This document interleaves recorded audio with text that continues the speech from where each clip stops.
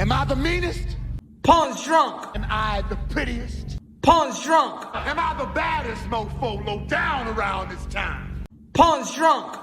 Well, who am I? Pawn's drunk. Who am I? Pawn's drunk.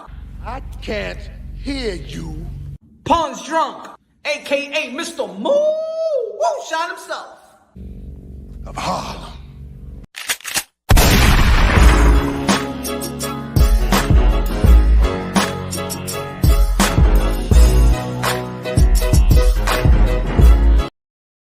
What up, dímelo mi gente, que lo que, y'all already know this is Punch Drunk Boxer, a.k.a. Mr. Moonshine himself, a.k.a. el adobo, el sazón, el borracho, el pastor de boxeo. Dímelo mi gente. First and foremost, God bless each and every one of y'all. Y'all already know the best investment y'all can make in your life is have God in your heart, open up your heart, and build a beautiful relationship with God Almighty. Let's start it off today with praising the Lord. Ladies and gentlemen, not a lot of boxing 2022 in the fourth quarter. Again, love the sport of boxing. Respect all the modern day warriors, modern day gladiators. They put their life on the line for pure entertainment. Of course, we have some fun. We crack some jokes. We have some skits and stuff like that. But we all love the modern day warriors. We respect what they do. We respect the sacrifices, the risk, and things of that nature. And I know and I understand that in this community is a lot of toxic. And I know that toxic sells. And I know toxic bring views and stuff like that. And we don't really talk too much. And I'm talking about collectively. And I'm not talking about myself because I also, you know what I'm saying? Sometimes I could throw that toxic out there. But also I break it down on boxing logically and objectively and still talk about the great things in the sport of boxing. But also I understand this community as well. But let's go. Let's talk more about technique. Let's talk about what make these fighters great. What make these fighters good? What make these fighters have the potential to be a Hall of Fame fighter? Now, of course, we always be talking about the welterweight division. We talking about this fight that we want to see, the Bud Crawford versus Errol Spence, or any other great fight we want to see. Usyk versus Tyson Fury. We want to see, Uwe versus Stephen Fulton. If you get past through Paul Butler, I think that Naoya, Uwe, the guy that's regarded pound for pound, 1, 2, 3, you can flip it around. You know what I'm saying? I believe that ain't nobody beating him in his division. I believe he's special. There's few boxers that are special. We just can't throw that name out. We can't throw that thing out there. Special. You good. You great. You got potential because you exceed your expectation. There's few fighters out there that's special. Now I'm gonna tell you the truth, man. I wasn't a big fan of Errol Spence coming to in the professional level, and because I'm a big fan of Keith and Tom Thurman. So it's like Tupac and Biggie. You know what I'm saying? I'm a Pac fan. I wasn't really a Biggie fan. You know what I'm saying? But I learned to respect and I learned to identify what makes Errol Spence special. Before, I never considered Errol Spence special. I considered him good, but I never considered him special. But the more that I studied Errol Spence, I'm like, this man, is he a special fighter? You know what I'm saying? In terms of comparing him to the greats. Now, that's unfair. We like to do that. We like to compare guys that's fighting right now to cement the legacy. And I think we need to stop that because we're just analyzing for them to fail just so we can win an argument. I don't like the argument, is Errol Spence or Keith Thurman or Bud Crawford better than Sugar Ray Leonard, Thomas Hearns and stuff like that? Yeah, they're set up to fail in terms of conversation and having the debates and dialogues and things of that nature. Smash the like button, ladies and gentlemen, smash the like button. Now let's force ourselves to appreciate when we're talking about boxing technique. Because if we don't, and there's no support in it, you know what I'm saying? If the numbers are going to be dwindling, then we got to go back into the toxic, See, because I'm all about giving the people what they want. If we want to talk about boxing, we want to talk about technique, we want to be positive for the most part, then you got to support the positive. You got to support when people are actually supporting the fighters. You actually got to support when people are talking about technique and boxing and uplifting the sport and preserving the sport and preserving the modern day warriors, modern day gladiators. But if y'all ain't going to support it, if the numbers is weak, and there's a lot of good channels out there, you know what I'm saying? I'm not going to be saying the names and stuff like that because, of course, every time I say a name, they backstab your boy, Mr. Moonshine. But anyway, there's great channels out there that talk about preserving the sport of boxing, preserving the modern day wars, modern day gladiators, respected the fighters, but they don't get no love. They don't get no love. So those genuine channels turn into some toxic channels, soap opera, gossip. You know what I'm saying? So I'm going to see today if the people out there support when we're talking about boxing, when we're talking about strategy, when we're talking about technique, when we building the fighter, preserving the fighters, let me see how much people gonna like it. Let me see how much people gonna respect it. Because I'm all about preserving the sport of boxing. Preserving the sport of boxing, but I did not say preserving the YTBC. Boxing and the YTBC is two different things. Earl's okay. We shouldn't consider him great punch. We talked about this. We're going to be talking about it. I said, what makes Earl the truth? Look, even the guys in the past, let's not act like when Muhammad Ali was fighting in the past, he wasn't getting booed.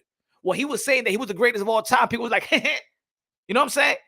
So now we're living in a time right now. The reason why we don't want to say these fighters are great or these fighters are special is because we already have witnessed what's great and what's special, and we're trying to compare them what's great and what's special. And they're going to fall flat in their face. We're going to make them fall flat in their face. You know what I'm saying? It's like we try to compare the past era to this era. Hey, back in the days was way better than this day. I mean, they fought a lot back in the days and stuff like that. They fought, you know what I'm saying? They're way better back in the days. So we could shit on today. But this is our era right now. This is our era. Smash the like button, ladies and gentlemen. Smash the like button. Help the visibility of the live stream and the video on the channel. Let's go. Earl the True Spence, I'm going to say it like this. Errol Spence, the 3-belt holder in the welterweight division, still undefeated, regarded pound for pound, top 10. His engine and his motor is special. His engine and his motor is probably the best in the sport of boxing. I believe that his engine and Chocolatito's engine are the best in boxing. Now, that could be debatable, right? Chocolatito's a smaller fighter. He should be throwing more punches. He should be more active. He should be, you know what I'm saying? But Earl the True Spence will make some special one. The reason why I believe that nobody outboxes Earl the True Spence. If you're going to beat Earl Spence, you're going to knock him out. You're going to stop him. He is vulnerable. We seen him. We seen him get do the stanky leg versus Leonard. Emmanuel Lardy. We seen it with Uwe. I'm not. What the fuck I'm talking about? We seen it with Coño Cubano, Coño Denos Ugas. We seen it with that. We seen him struggle a little bit in the beginning of the Kell Brook fight where Kell Brook was doing his thing, right? We seen him. And a lot of people be like, hey, yo, Earl Spence adjusts. He adjusts. And I don't think, and since the Kell Brook fight, I never said that Earl Spence adjusted. I say that Earl Spence just kept on going with the plan A. He just keeps going and going and keeps going and going and keeps coming and coming. Pause. You know what I'm saying? Loma's engine is way better. Hey, that could be that's Lomachenko's engine is good as well. Lomachenko's engine is good as well. Good looking out, El Cotto. You know what I'm saying? He got a good engine. But I think that Lomachenko now shown more vulnerability than Earl the True Spence. Haney's engine is also no. You crazy. No. There you went crazy. Because he don't throw no power punches. You know what I'm saying? Devin Haney barely throws no power punch, and that's where your energy, you exert a lot of energy while throwing power punches. Earl the True Spence throw power punches. And he keeps on throwing power punches. You know what I'm saying? Berturbiev, Spence, Benavidez, Spence. See, I'm looking at the competition as well. We got to look at the competition. When he faced Sean Porter. Sean Porter was supposed to outdog him, outslug him. He was the one that was supposed to be pushing him back, and we saw that the motor and the engine of Earl Spence prevailed. You know what I'm saying? We saw the engine of Earl the True Spence versus Kell Brook. We saw the engine versus even Michael Garcia, that he threw like 1,000 punches and stuff like that. Like nobody throws more punches than Manny Pacquiao. But since Manny Pacquiao in the welterweight division, Errol the True Spence is the most high-volume puncher in the welterweight division. Not only is he the most high-volume puncher, I believe that he's the most high-volume puncher in the in the super lightweight, in 154, in 160, in 147. I think that that's what makes Errol Spence special, is that he keeps on throwing, he keeps on coming, he keeps on marching down. He starts the way that he finished. It looks like he don't take no break. He don't breathe. This man is a machine. Yes, Errol the True Spence, offensive, is a machine.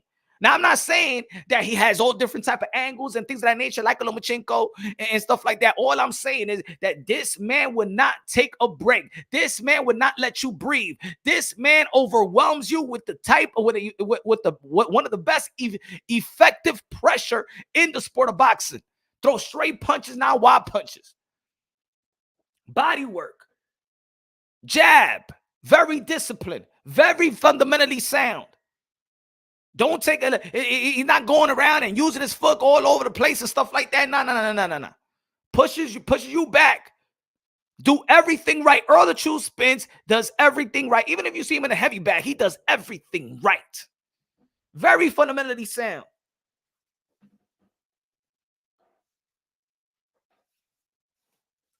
Compared to the competition and the energy that he puts, and compared to the competition, this is why I say he's got the best engine. Him and Chocolatito got the best engine in the sport of boxing. And even if you have, if you're going to tell me, like when people was talking about, hey, yo, predict Errol Spence versus Bud Crawford. Sometimes I have Bud Crawford winning and I give it 50, 51, 49. Then sometimes I'm like, nah, Errol Spence. I believe that nobody outboxes Errol Spence because he will not allow you to outbox him. Because nobody's going to outwork Errol the True Spence. Nobody in 147 is going to outwork Errol the True Spence. Now, is that going to give you the W? We don't know.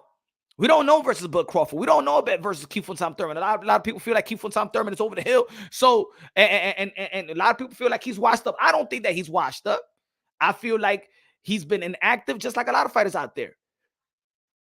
But Errol Spence have shown his resilience outside the ring and in the ring. You know, it has an engine. He does have an engine, but he actually knocks a lot of people out. We're talking about when he going to we see Errol Spence when he's going championship rounds. You know what I'm saying? I don't think he made the adjustment versus Kell Brook. I just thought that that's it, that the pressure of Errol Spence, he just kept on going. Ain't nothing was stopping Errol Spence. Ain't nothing was stopping Errol Spence versus Porter. Ain't nothing was stopping Errol Spence versus Ugas. He just keeps on marching. Even Danny Silva Garcia, the only time that I saw that Danny Silva Garcia, and I believe that he hurt him in the 7th round as well. I went back and I was studying the fight. Danny Silva Garcia did good in the last minute of that 7th round. I believe it was 7th round, 6th, 7th, or 8th, but I think it was the 7th round. He's doing good. But Errol Spence work rate is magnificent. I don't think nobody beats Errol Spence. Well, I'm not going to say that. I don't think nobody outworks Errol Spence. I don't think nobody outboxes Errol Spence. Keith Thurman don't throw enough punches to outwork him. Bud Crawford don't throw enough punches to outwork him. Thurman nor Bud Crawford brings the pressure to outwork Errol the True Spence. And if you try to pressure him, then you're falling into his strength. Because now he could be flat-footed. I'm going to tell you like this. One thing about Errol the True Spence, if you get him on the move, he got power, but he don't got the type of one-punch knockout power like that. Still, he has the Leonard bundle. If he is not planted, he's not like Keith Fontaine Thurman that got power off the back foot. He can move, and he can move backwards and still land a combination and still really and hurt you bad. Or Bud Crawford that can hurt you bad. But if you get Errol Spence to sit down, his power is just as powerful and efficient than any other welterweight. I just don't think nobody has the work rate. Nobody is more high volume than Errol the True Spence, and nobody is more fundamentally sound than Errol the True Spence. I don't think that Keith Thurman is more fundamentally sound. He's more awkward, but fundamentally sound than Errol Spence? No. Is Bud Crawford more fundamentally sound than Errol Spence? No. He's awkward. He could switch up. He throws some wild punches and stuff like that. You could back him up. You know what I'm saying? He could lose. You could make him lose some rounds. If Keith Thurman probably threw more punches and stuff like that, then it'll be harder. I believe the Virgil Ortiz is a guy that can mirror Errol Spence, and that's because they came from the same school. What's good, y'all? What's good, y'all? What's good, y'all, man? Smash the like button. Everybody in the chat, man. God bless y'all, man. We're talking straight strategy. We're talking straight technique. We giving respect to all these fighters right now because I understand this community is all about toxic. It's all about, yeah, yo, he pussy. He a bum. Oh, he ducking. Oh, he didn't want to fight. Oh, and then there's a soul popping and gossip. Let's go back to the sport. Let's go back to boxing. Let's talk passionately about, and let's talk great about these fighters. So when they do something great and when they do beat somebody, then we applaud them. Then we could say that this era was good. But the more that we just critique everybody, even from the younger fighters coming up, oh, he ain't watch when he goes the extra round. Yeah, he knocking everybody out, but he knocking nobodies and stuff like that. That's us. That's us all the time. Oh, Deontay Wilder can't fight. He can't fight. He can't box. That's that. We take away our heavyweights. We take away our heavyweights. Huh? Well, Canelo Alvarez, you know what I'm saying? He's this. Hate on Canelo Alvarez. Canelo Alvarez been doing his thing in the sport of boxing. He's still hating Canelo Alvarez. Jamel Charlo not on the pound for pound list. What the hell is that? Undisputed. Beat everybody. Cleaned out the division. Lineal. Crown. Not on the pound for pound list. Was he done? Was he done? Was he done? Was he done? That's all we do. That's all we do. So anytime a fighter does something good, we knock it down. We knock it down. And this is why I did the video yesterday about Isaac Cruz, because it seems like in the boxing world, we don't like what's good. We don't like champions. We don't like the guy that's on the top. Pause. We don't like the top dog. We don't like the guy that have accomplished things, that has worked his butt off ever since he was a teen or a youngin'. A lot of these fighters started boxing when they was like 9, 5, 6, 7, and then they reached the mountaintop. And once they head to the mountaintop, then people want to play, oh, he ain't done nothing. Who did he beat? And then we worry, and then we talk about why boxing is not the way it is. And then we want to talk about, oh, why the pay-per-view numbers suck, or why the viewership is suck. And then you want to call yourself a hardcore boxer fan, but it's the hardcore boxer fan that has dwindled the sport of boxing. It's the hardcore boxer fan that shit on the sport of boxing. It's the hardcore boxer fan, the quote-unquote hardcore boxer fan that shit on our sport to the point when somebody want to be educated about the sport of boxing, we talk so much shit that the guy that want to be educated turns his back around and go back to the UFC. And we call ourselves hardcore boxing fan. Tell me how good Bud is. Tell me how good Earl is. Tell me how good Keith Thurman is. Tell me how good Chocolatito. Tell me how good are the potential of young fighters like Keyshawn Davis and Michelle Rivera and Kid Austin. Tell me how good. Don't just kick a man when I was gonna say Edgar Berlanga, kick a man when he's down. He's not even down. He haven't taken the loss, but we act like he's a loser. We act like he haven't earned nothing. We act like he ain't shit in the sport of boxing because we're so consumed, we're so focused on shitting on every fucking fighter that step inside the ring. Maybe we respect, maybe we want to understand, maybe we could understand their journey and follow their journey and see how much they could get better. Maybe we could value what we watch. Maybe we're not slave to one fight. Oh, that's it. But Crawford, Errol Spence, boxing ain't shit. No, I've been waiting for 4 years. The boxing ain't shit. How about valuing other people in the sport of boxing? I'm going to tell you like this. Boxing is stacked with great talent. Better than before. Better than before. Because when people want to compare back in the days, oh shit, the days of Leonard and the days of Hearns and Haglers and Wilfred Benitez and Roberto Duran, that's all you can name. Name me the other guys. Name me the top 10. Name me the ranking. Name me all of them. Because every era is like that. Not everybody was Roberto Duran. Not everybody was Hearn. Not everybody was Hagler. Those were special fighters. Just like when this era ends, we're going to be talking about Earl. We're going to be talking about Loma. We're talking about Bud. We're going to be talking about Tyson Fury. We're talking about Usyk. We're going to be talking about, that's what we're going to be talking about. So stop shitting on the damn sport. So you can come back on YouTube and talk shit, debate about what? Everybody's debating and shitting on the other fighter, but he ain't shit. He ain't done. Look at his resume, but look at his resume. But he ain't beat nobody. But look who he beat nobody. But he did three division. But this guy both fought better in the division. And we like this, ping, ping, ping, ping, just bringing down the fighters, down. Then your debate is pure nothing. It's basura. All you did in that debate was to diss the sport of boxing, to take away, to devalue, disrespect the fighter that you're debating, and like, what? They're not good.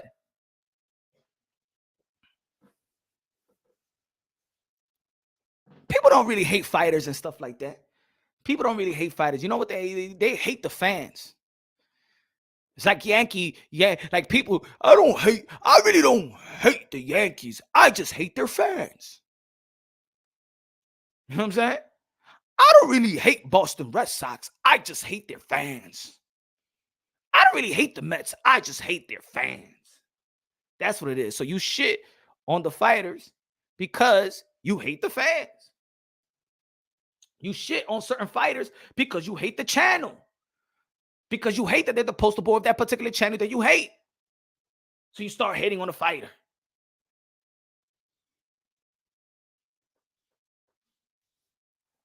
Smash the like button, ladies and gentlemen. Smash the like button. Got 37 people looking on. And like I said, smash the like. We got 37 people looking on. That's the reason why we don't talk about this stuff. You know why?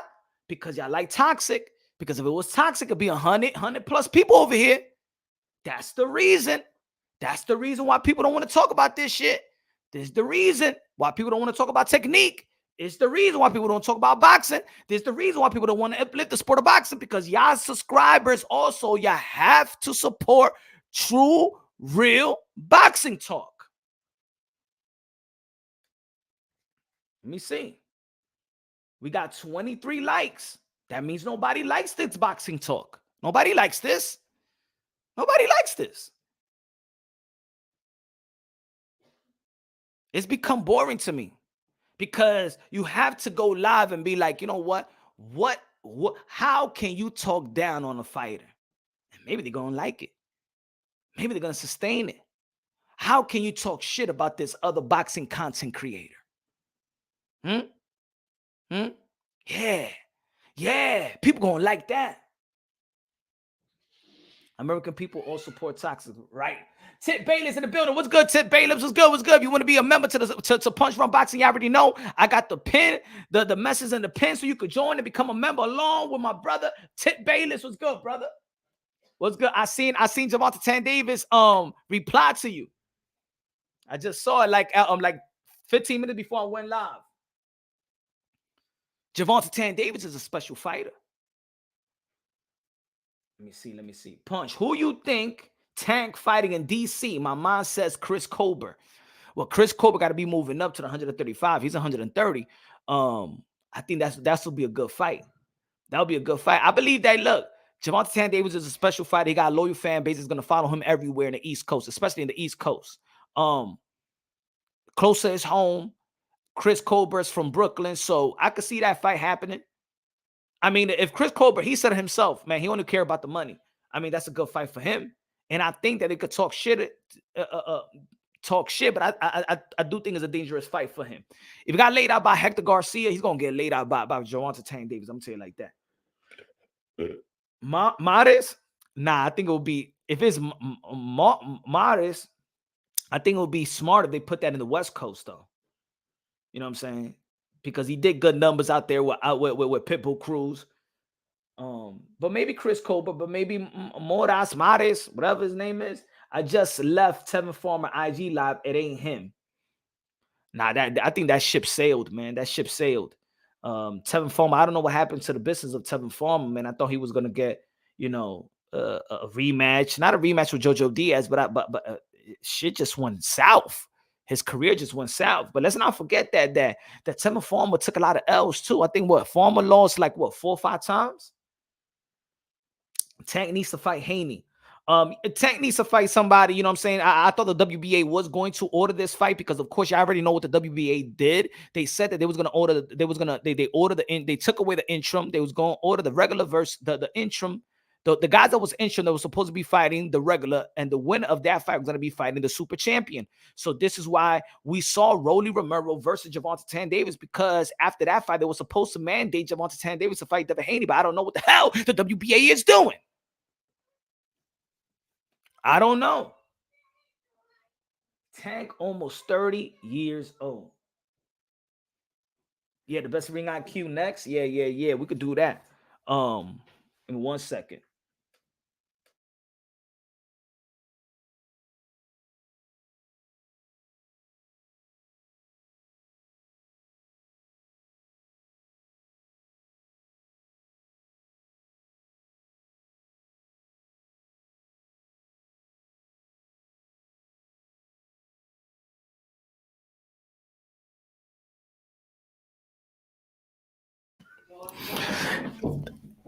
Mike from Boston in the building. What's good, Mike from Boston? MFB. Everybody subscribe to Mike from Boston, man. Subscribe. What's good, brother? What's good, man? Everything good? Let's talk about what makes these fighters special or great or good, or the expectations, or why they haven't exceeded the expectations. It's easy. It's easy to talk down on fighters. Again, we could do some skits. We could be comedic about it. Yeah, at the end of the day, we don't want to break. We don't want to devalue all the fighters, because at the end of the day, that's devaluing our sport. They don't do that in the UK. We devalue our champion, and this is the reason why we're like, yo, he can't sell out the arena. There is no good pay-per-views. Because we're so in tune in giving credit to you until you reach the top. It's just like Virgil Ortiz, like the other lives, and I said this like a year ago or years ago. I said, look out, Virgil Ortiz, look out, Boots Ennis. They love you now, but as soon as you reach the mountaintop, they're going to bring you down. Because this is America, which is pure haters. Why are we pure haters? Why the culture? Why is this the culture of pure hate? Why? Why do we have hate on our blood like this? Huh? We want to see the best fighting the best. We want to see these guys go out there. It's like, oh shit, oh man, look at these young fighters and stuff like that. We love to see what Bam Rodriguez did. We like to see that he takes the risk. But let's say somebody start hating Bam Rodriguez, that he did all of that for what? Didn't he like to take the risk? Yeah, Devin Haney went to Australia. He took that risk to go to Australia. Maybe the risk wasn't that much in the ring, but going to Australia is a risk, right? And sometimes, yes, I do think they overblow it with the oh, you going outside of the country and stuff like that, because everybody else gets their belts like that. I don't want to make it seem like if you go somewhere else it's amazing, because this is the world sport. Everybody else does it. Triple G did it. Lomachenko does it. Manny Pacquiao did it. Errol Spence did it. You know what I'm saying? Tyson Fury did it. Kell Brook did it. You know what I'm saying? A lot of fighters, but Turbiev, Bivol, they doing it. You know what I'm saying? They get their titles. They go away from home and they get their titles. It's actually a norm. It's not like, oh my God. It's actually a norm. It's actually a norm. I mean, it is a risk, but not the type of risk that we like to blow it out of proportion and stuff like that.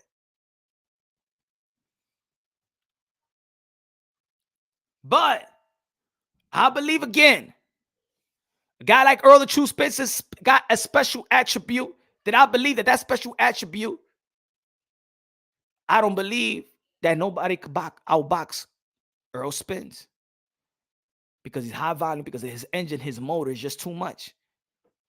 I believe that somebody could stop him. I believe that somebody could knock him. But outbox him, outwork him, high volume, no, nobody's going to outwork Errol the True Spence. Nobody will outwork Errol Spence. Not Boots, not Virgil. Nobody will outwork Errol Spence. Now, maybe they could develop to that. I believe that Virgil Ortiz, his style could develop to that, because I do believe, you know what I'm saying? He's a Errol Spence is a southpaw. Virgil Ortiz came from the same school. They fight, they mirror each other in such a way. I believe that Virgil Ortiz's jab is strong. You know what I'm saying? I believe they got the similar chin. They got the vulnerability. They still got they got every. I believe every fighter got vulnerability. It takes a great fighter to expose those vulnerabilities. But I believe, and sometimes it doesn't take a great fighter to expose those vulnerability. Sometimes when you see these fighters hurt, the guys that's high invested, the guy that we hold the pie, they get actually what you call exposed. And I hate that shit. But for the to make sense, the people that get exposed, they get exposed by the fighter that you least expected. Like shit, Soto Carras hurt Kiefer Tom Thurman, but Danny Swift Garcia and Porter didn't hurt him like that. You know what I'm saying? Remember when Mikey Garcia got knocked down? Who knocked down Mikey Garcia early in his career? But Errol Spence could have knocked him down. He threw everything in the kitchen sink. Yeah, I was one of those guys that didn't credit Errol True Spence by being Mikey Garcia because Mikey Garcia was 135 pounds, and Errol True Spence is the biggest welterweight.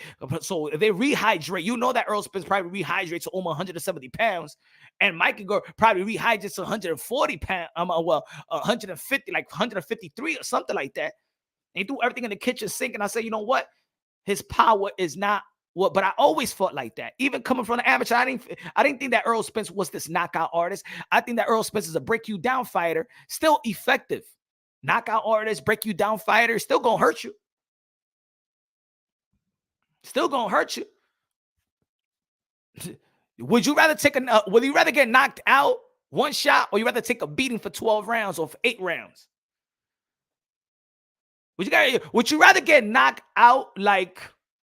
Let me see who got knocked out. Would you rather get knocked out like who it did Nonito Donaire in the second round, or would you rather take a beating and then have eye surgery like or like Yordenis Ugas? What's good pound for pound?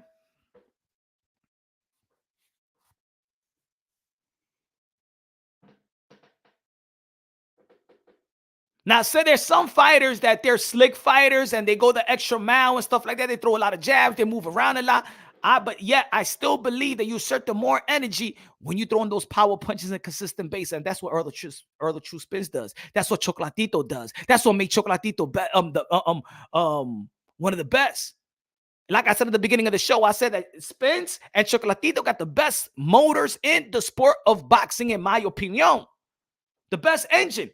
Chocolatito gonna throw 1,000 punches and he's gonna stay right there. He's gonna keep on going, look, there's a few fighters. Look, when we're talking about, these fighters ain't like back in the days, but there's a few fighters today that I believe will go 15 rounds. But of course, if they was in those days, their training regimen would be different.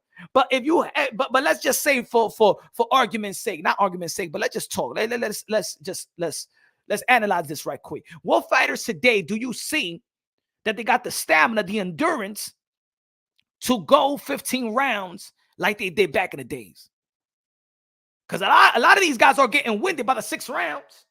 A lot of these guys are getting winded by the 8th round, and I understand this. Today's a different age that they got to do different type of training regimen. If they had to train for 15 rounds and they was used to training 15 rounds, then of course they probably be a different caliber of fighters. But I believe that Chocolatito, I believe that Errol Spence in the welterweight division could go 15 rounds. I believe Tyson Fury got the best endurance as well, one of the best endurance. And you know why? Because he don't abandon the road work. Tyson Fury don't abandon road work. You could tell a lot of these heavyweights abandon the road work, and that's why he separates himself. You know that Dillian Wayne don't do no road work. You know Deontay Wilder has already said that he don't do no road work. And you know that Anthony Joshua don't do no road work. And then you see Tyson Fury 6'9", get put on his ass. Why you think he's standing up like the Undertaker in the first fight with Deontay Wilder? Why you think that he came back after the 4th or the 5th round after getting knocked 2 times and then knocking out Deontay Wilder? Why do you see that? The constant jab, the constant movement, the constant power punching and stuff like that. Tyson Fury is actually getting better. That's the scariest part. That's the scariest part. That Tyson Fury is actually getting more powerful. But in the heavyweight division, ain't nobody effing with his stamina. Of course, Alexander Usyk, but Alexander Usyk is the smaller guy. He should have the stamina compared to Tyson Fury. Tyson Fury is the one that's supposed to be huffing and puffing. You saw that Zhang versus Herkovich? Look, they both gonna be dying. They both gonna be knocking each other out. Ain't nobody, after, I'm gonna tell you like this. If you go From 8th to 12th round with Tyson Fury, you're done. And no heavyweight could go past 8th round and be great versus Tyson Fury. And Tyson Fury's gonna get you. Tyson Fury will drown you, just like Errol Spence does. Chocolatito is gonna drown you. Errol Spence gonna drown you. Tyson Fury gonna drown you.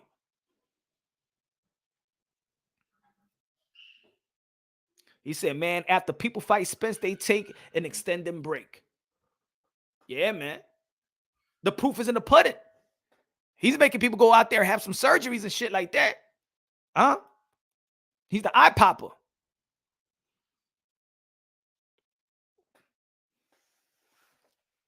Isaac Cruz still not battle tested yet. Yeah, he fought Javante Davis, but give him some more fights. The thing I could see it from Errol Spence because of the competition. He got pushed, and when he got pushed, he ain't never slowed down. He got pushed by Kell Brook. He ain't slowed down. He got pushed by Buck Crawford. I'm sorry, by Sean Porter. He ain't slowed down. He's fighting high technical fighters, and he just keeps on coming and coming and coming. Pause. Fury is very light on his feet for a heavyweight. Very light on his feet. Very light on his feet. It's like I said yesterday in the live. If I hear these fighters are abandoning road work, I said it. I've seen it. The career going, shh. Bivol can do 15. I believe that Bivol could do 15. But look, why Bivol could do 15? Why Bivol is very, very good at the light heavyweight division. You know why? Because he throws punches like he's a welterweight. The reason why Canelo Alvarez could have matched Bivol is because he could have matched the work rate. He could have matched the high volume punching of Bivol. And to be honest, I didn't consider Bivol this type of special fighter. Like, oh my God. I don't believe that. This is why a lot of people felt that Canelo Alvarez could beat Bivol even going up. It was only a few people in the first fight that said Bivol was going to beat Canelo Alvarez. And maybe because I said Canelo gonna beat Bivol. Oh yeah, I was in that. The momentum of Canelo Alvarez, it was like Michael Jordan mode. I said it a lot of times. I ain't seen nobody beat Canelo Alvarez. This Canelo Alvarez in his prime and the way that he was looking, I said, ain't nobody gonna beat Canelo Alvarez. But Bivol, he showed that you don't have to be, or it's not even that he did anything special. He just outworked them. And he had the technique and the footwork and the reflex to do so. And the discipline to do so. And the IQ to do so. Bivol ain't taking no unnecessary risk. He ain't trying to, like, you know what I'm saying, leave his hand down and stuff like that, be countered with body punches and stuff like that. He was smart about his attack. Just like he did with Zurdo Ramirez. And when Zurdo Ramirez wanted to turn it up, Bivol hit him with a 4-piece, 3-4 piece. You know what I'm saying? Like people were saying, no, yo, why? And I can see it on the Twitter. Why Zurdo's not going after Bivol? He got to make it ugly, man. Every time he tried to turn it up, Bivol hit him. Every time Zurdo Ramirez tried to turn it up, Bivol went bing, bing, bing, bing, bing, bing, bing, bing, bing. Okay, ya te quieto. Hey, watch out. Okay, I'm not trying to knock you out today, but calm down. Let me just take you to school. Let me take you to school. Let me give you a lesson, and that's it. All right. Don't get overwhelming. Don't get excited because you're gonna get hurt. Right? That's the way that Bivol was fighting Zurdo Ramirez. It's like, bing, all right. Bing, bing, okay. And then Zurdo said, oh, bing, bing, bing, bing, bing, bing, bing. Okay. Déjame quieto, okay. Right, all right. Date quieto, okay. I'm not trying to knock you down. I'm not trying to knock you out. But don't try to disrespect me. Don't come in my house like that, all right? You're going to get knocked the fuck out.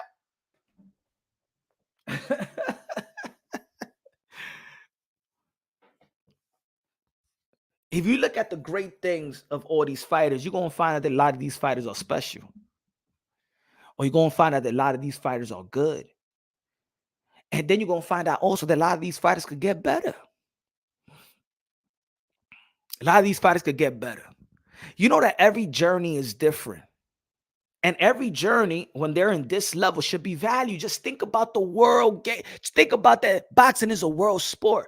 That even though that you could say, well, Rolly Romero can't box. Rolly Romero was fighting Javante Davis pay-per-view. Not that's if you ask any fighter, they would love to have that opportunity around the world that boxes. That's an accomplishment on its own. But we shit on it. But this is our sport. We should know better. It's like when we watching basketball, let's say basketball, and they be like, "Oh, this guy's a bum." But you see that dude, you see that guy that get no playing time on a team, on an NBA team. He's the motherfucking greatest in his state. He's the man in his state. He'll come back to the street ball tournament and drop 60 on y'all. He was the man. He is the man. But he's not LeBron James, though. But making it to the NBA, do you know that, man? How many people get, man, tried out for the NBA? Trying to be in the NBA? Look at college. Look at college. How many college? How many D1, D2, D3? How many people? How many pro leagues out there and overseas in all these countries? You know how many people trying to make it to the NBA? That guy, the 15th guy on the bench, that dude right there is the man. Same thing with these fighters that reach that level. I'm not talking about these lower scale fighters that's only used to patent your resume.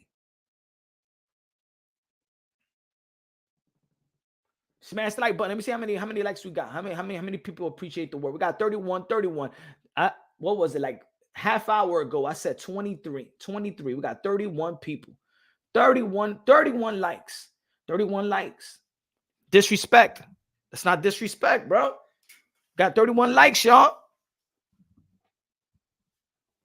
And then y'all wonder why people don't want to talk strictly about boxing. Y'all want gossip talk. And if y'all want gossip talk, we could do the gossip talk because I want to give the people what they want. I'm tired of giving the people what they need. I did that already for 4 years. I keep it unbiased, logically, and objectively. We want to be toxic. We could all be toxic out here and have fun.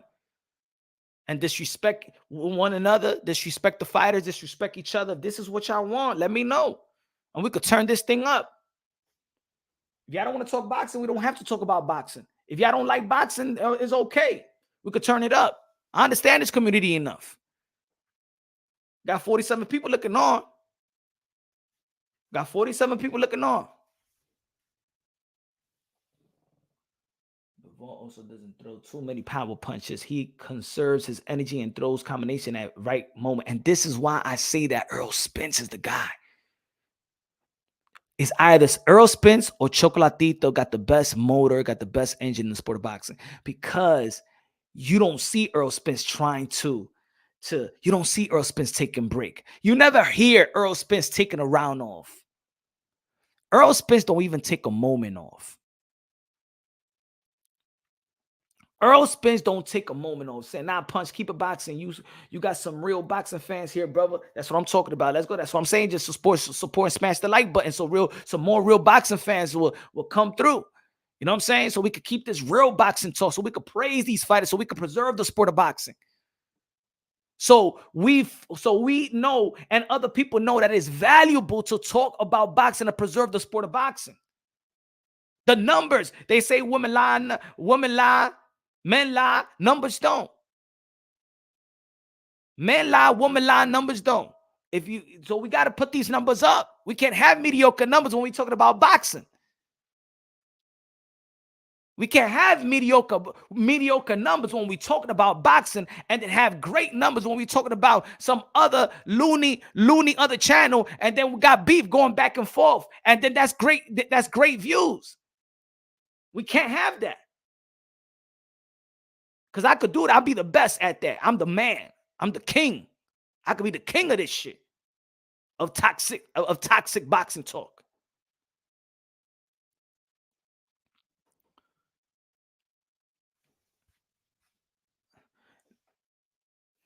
Jay Briz said, hit the like. Let's go.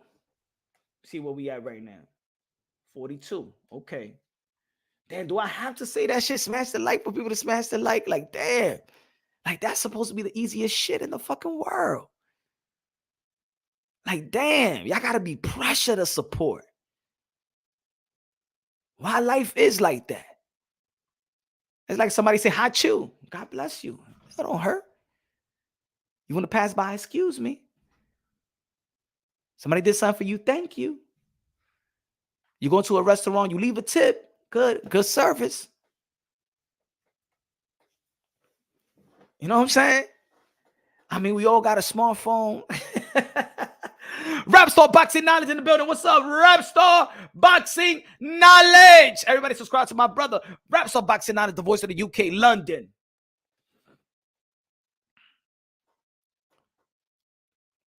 I believe there's more boxers out there that's special.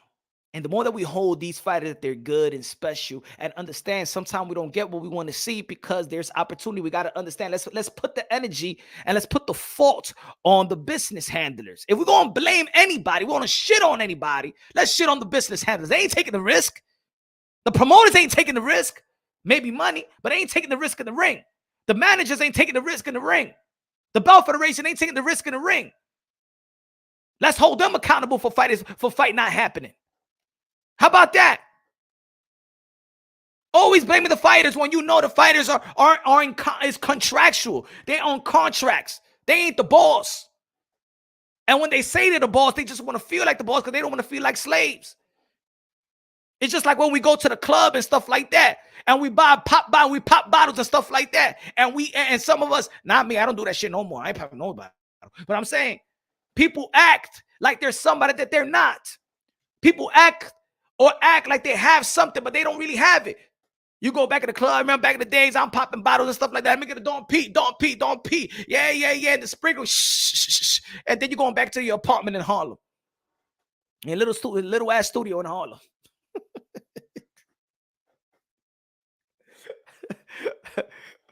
When you were younger, when you in the 18, 19 and stuff like that, trying to pop bottle, you got one check. You spent all that whole check to go to the club, buy you some sneakers, a fitted, a good white tee, go to the club, pop some bottle with your friend and stuff like that, and you're going back to your mama's house.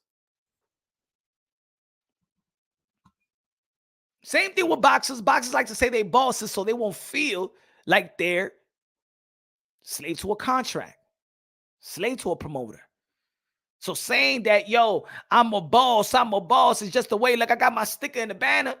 I'm a boss, motherfucker. You ain't putting no money in it. You ain't putting the risk in it in terms of money.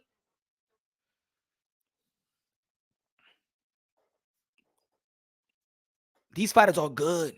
They're better than good. Oh, yeah, these fighters, and some of these fighters out here could beat the guys in the past. Oh, yeah. Oh, I love the guy. I love the legends. But some of these guys right here could beat your favorite legend. A lot of people ain't talking about it, but Sylvester Stallone was talking to Tyson Fury yesterday or the day before yesterday and said that Tyson Fury is the best heavyweight ever. He said that Tyson Fury will beat every great heavyweight in the history of the sport of boxing. Now, there's people that be like, Muhammad, Tyson, Holmes, it. But come on. I love Muhammad Ali. The greatest Muhammad Ali. I love the baddest man on the planet, Mike Tyson. I respect Holmes. I respect Floyd Patterson. I respect Jack Johnson. I respect the Rocky Marciano. I respect the Joe Frazier. I respect the George Foreman. But let's not forget that Tyson Fury is 6'9", 270 pounds. Sylvester Stallone, Rocky, a.k.a. Rocky Balboa. Ain't nobody was really telling him that he was lying. The way that he broke it down is nah. We don't want to believe that because we hold these guys like they can be unbeatable because they already got a cemented legacy. That's a stretch. I don't know if that's a stretch, bro. Stallone and Fury are both on meds. I don't know, brother. Why? Is that we don't want to believe it. Trust me, I am that guy. I'm that too. I thought that nobody loses to Mike Tyson. I came with all the excuses in the world. I said that Mike Tyson would never lose. I said, Mike Tyson, man, if Cus D'Amato never died, he would have never lost. When Mike Tyson lost to Lennox Lewis, I said, nah, they drugged him. He was on that depression pills. If he never would have took that pill, he would have ate him alive. I said, I was the one that I was always, when I was young, I said, yeah. Holyfield was headbutting him all over the place and stuff like that. That's good that Mike Tyson bit his ear. Oh, Buster Douglas, man. The only reason why Buster Douglas beat him is because Mike Tyson had an orgy and stuff like that, probably doing coke with Bobby Brown and the girls and the Japanese girls and stuff like that. I was the one that said Mike Tyson ain't even raped. Hey, yo, I'm gonna tell you like this. I love Mike Tyson so much that I don't believe he raped that woman. I was one of the ones that be like, hey, yo, why that woman was in the hotel room at 3 and 4 o'clock in the morning? She know what was gonna happen. She knows she was gonna get the dick. I was like that. I still think ain't nobody looking for Desiree Washington. Let's be honest. We all look like Desiree Washington. She would have straight up look at bitch trying to fuck up or fight Mike Tyson. We couldn't wait for Mike Tyson to come out of jail. Motherfucker was out there as a convicted rapist, and we couldn't wait for a convicted rapist to get out of jail. That's how much we love Mike Tyson. Think about us. We're toxic, bro. The boxing fans is more barbaric than any of the fans in the history of every sport. I was like that. I wanted Mike Tyson out of jail. Think about that. And when Mike Tyson came out of jail, everybody was cheering. Mike Tyson was convicted of rape. And we couldn't wait for a convicted rape to come out and entertain us. We're sick. And I still don't believe he raped that woman. Do you believe so?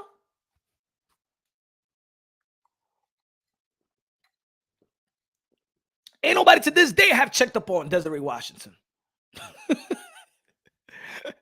Ain't nobody to this day checked up on Desiree Washington. I don't even know how she look like now. What the fuck? Where's she at? Nobody cared. Mike Tyson living his life, making money. He said Errol Spence is overrated. He needs to move up in weight. See, why is he overrated? That's what I mean. Why is he over that? That's what I mean. Misunderstood. You're misunderstanding everybody right now. Why is he over? He beat Kell Brook when Kell Brook, you know what I'm saying? He beat Kell Brook for the championship. He beat Sean Porter. He beat Denison Garcia. You know what I'm saying? He beat like guys Lamont Peterson. He's beating guys on a come up. He's beating good quality opponents on a come up like Chris Algieri.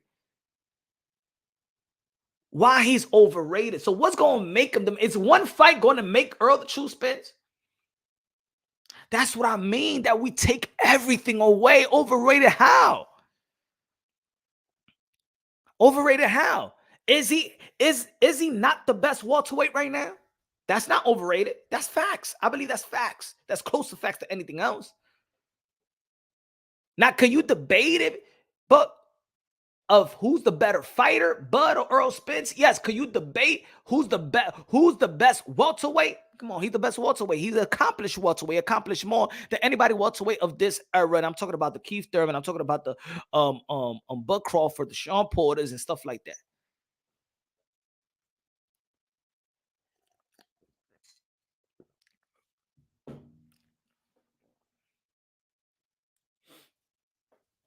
Don't we see the Errol-sexual being drugged by his woman too? The Errol-sexuals. What is that?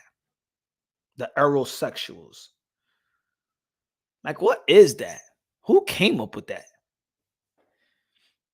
Like, why?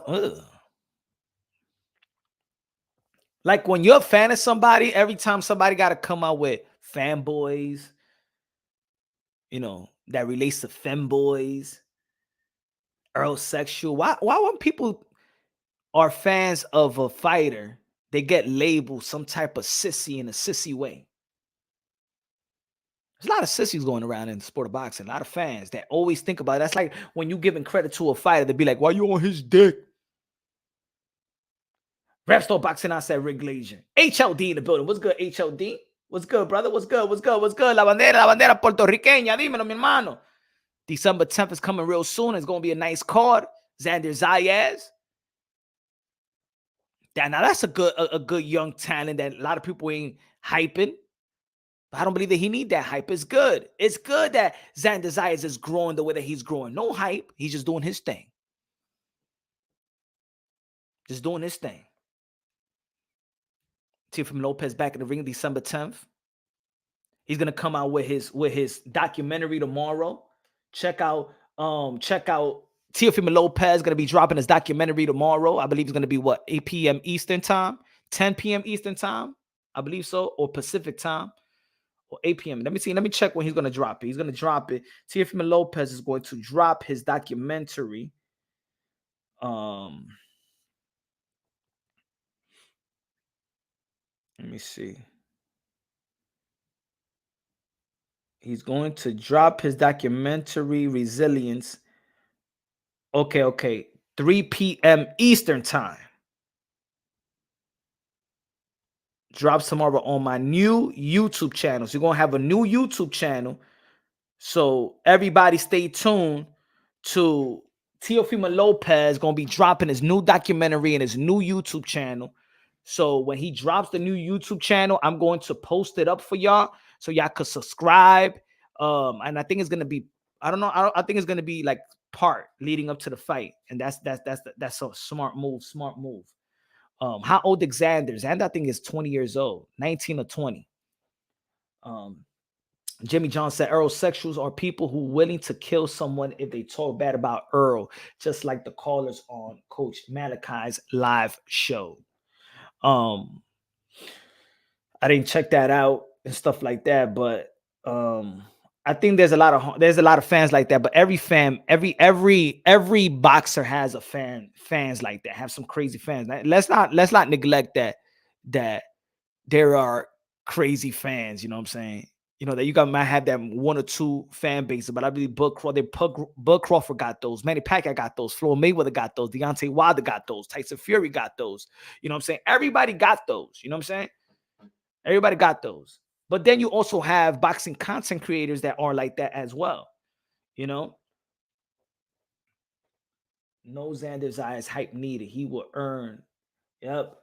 NE boxing fan in the building. What's good, NE boxing fan? What's good? There's boxing fans and there's fans of man. Yeah, but the same people that say that they Errol sexuals are the same people that are Bud fans and are what you call butt fans, like butt fans, like booty fans, Bud Crawford fans. Huh?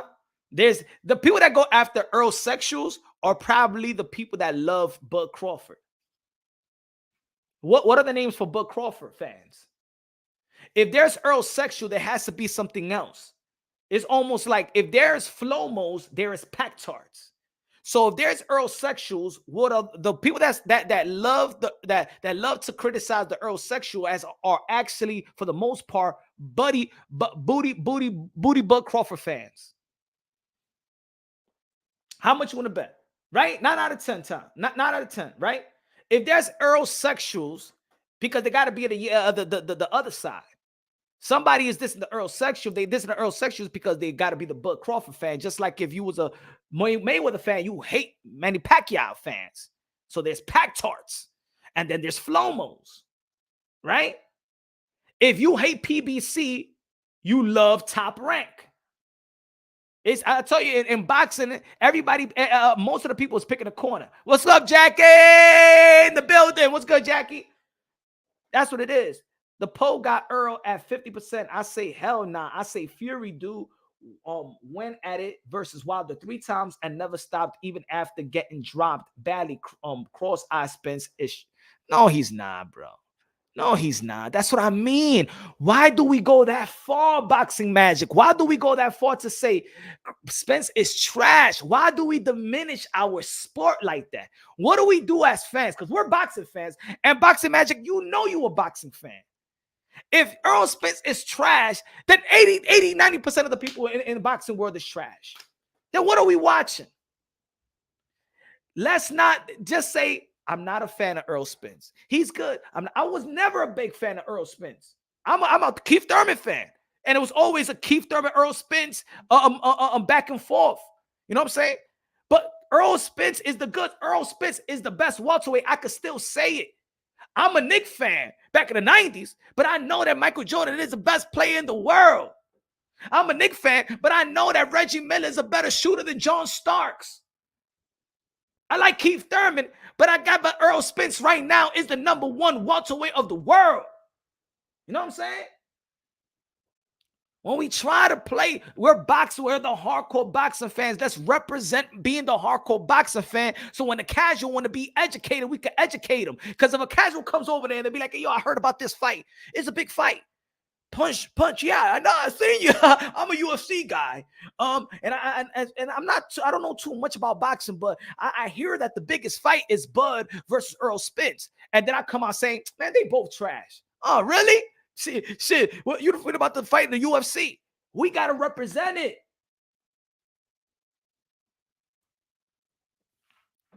Shakur Stevenson. Shout out to Shakur Stevenson. Who has come after Cotto? Pause.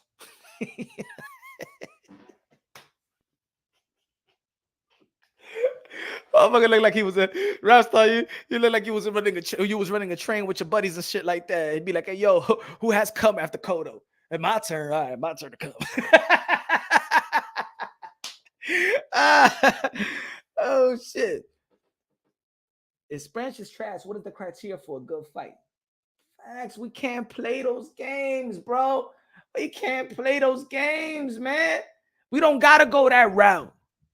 Can do in the building. What's good, Can do? We don't gotta go that route. He said, who has come after Cotto? Yeah, you came. Nah, motherfucker, man. I came like 30 minutes ago and shit like that. But you could hit after rap, and then after rap, you could unwrap it and stuff like that. And then yeah. And she like, who come? You came, Mariah? Who next? But I told you the day after the YT game. That's what I'm talking about. Kendall was good. That's what I'm talking about. Tell him. Shakur, man. I like Shakur, man. I thought Shakur was going to be. I thought he was going to be good but boring. But this year or for the past 3 fights, Shakur, man. I'm rooting for Shakur, man, because he's entertaining. He's taking the risk because he understands his tools could allow him to take certain risk and pressure fights. I like that. I'm not a fan. My brother, a boxing man, said, I'm not a fan of Spence. Too much drama queen with him. But we're not saying, but forget about the gossip shit. That's why I said the live is the best engine in boxing. We're not talking about the guy. Let's not talk about the gossip. We're talking about technique. Let's find ways to legitimize these fighters are being good or certify these fighters of being good, great, and special. We have enough of that in our community, right? We have enough of that. There's right now somebody going live is probably shitting on a bunch of fighters. There's a bunch of videos right now being uploaded, shitting on fighters. Let's talk what's good about Bud. What makes Bud special? Why is Bud and Errol Spence the best fight in the welterweight division? It's not because both of them are whack, bum, shitty, or nothing like that. Now that's a separate content on why the fight didn't happen. But what makes Bud good and what makes Spence good? What's the attributes? What makes Tyson Fury? What makes Sylvester Stallone say that Tyson Fury is the best heavyweight ever? That he will beat every heavyweight great? What makes it? Let's dial into that so we could preserve the sport of boxing, so we can uplift the sport. So when people do see these channels, you know why boxing? Yo, I'm gonna tell you like this, and I've been saying this since day one. Boxers sees all these YouTube shit. They see it, they hear it, because we're the only one that speak about them on the 24/7. Hi, low, dímelo, the first super chat of the day. Gracias for support.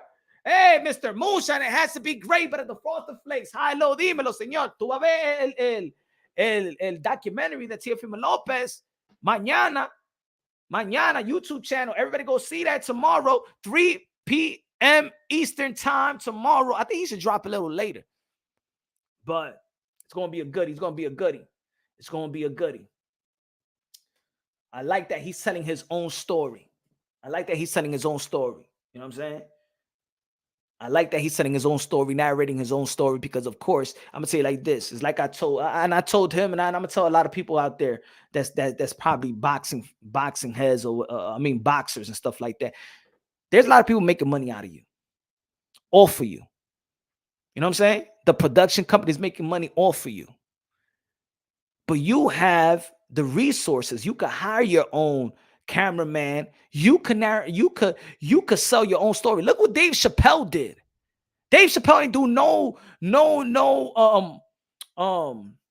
shows for 10 years. And he filmed his own shit and sold it for Netflix. $20 million a pop.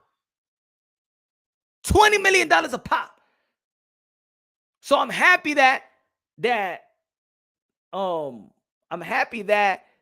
Lopez is narrating his own story, telling his own story in his own way, directing in his own way, and let the people know from his point of view what happened, how he's gonna come, how he's been doing after the Cambosa fight. He fought Pedro Campa, what's going to be in the near future, how he's going to take over the sport of boxing, how he's going to take over the 140-pound division. That's very interesting division, dangerous division, and I believe that Teofimo Lopez will become the man, the king in the 140-pound division. But that's just me. Gracias, high low. I feel there is an agenda right now, but I guess that's for later. Hey, let's talk about the good. Forget about the agenda. Let's talk about what's good. Let's talk about it. Let's talk Bam Rodriguez is good, is special. And to be honest, I ain't want Bam Rodriguez to go back to 112. High low, Mr. Moonshine, to keep up objectivity in the sport of boxing. Dímelo, señor, díselo a la gente, a esa pendeja, a la gente que no saben nada, díselo a la gente, que se cepille los dientes esa gente. Gracias de lo mío. God bless, God bless. Teofimo Lopez has no engine. If he doesn't take opponents early, he in trouble. Victor Garcia. Okay. He has no, let's dial into that. Teofimo Lopez, in the first half of the Lomachenko fight, ghost him. It was a shutout. Beat Lomachenko the first half of the fight. In the middle rounds, Lomachenko came right back. And then in the 12th round, Teofimo Lopez landed more power shots throughout the whole fight. Landed 50%, landed 49 power shots, Victor Garcia. So how are you going to say that Teofimo Lopez has no engine if he doesn't take his opponent early? He's in trouble. See, come on, let's analyze. That's very, very false, brother. Very, very false. Link to his channel, Teofimo Lopez, link to his channel, right? HLD put it up there, right there, for the people to see. Subscribe to Teofimo Lopez channel. Subscribe to his channel, ladies and gentlemen. Teofimo Lopez is like an electric car. It loses power at the end. How many fights you seen that he lost power at the end? Did he lose power versus Lomachenko? Did he take out Pedro Campa? That's what I don't think he has enough. This is why I seen enough of Errol. We've seen enough Errol Spence with high quality of opponents. Let him have more fights. He loses power at the end. It was the end. If people thought that Loma and Teofimo Lopez was a close fight, why did Teofimo Lopez? All right, let me ask you this question. If people thought that Teofimo Lopez Lomachenko was a close fight, who closed out the fight? Loma or Teo? Who closed it out? Who closed out that 12th round?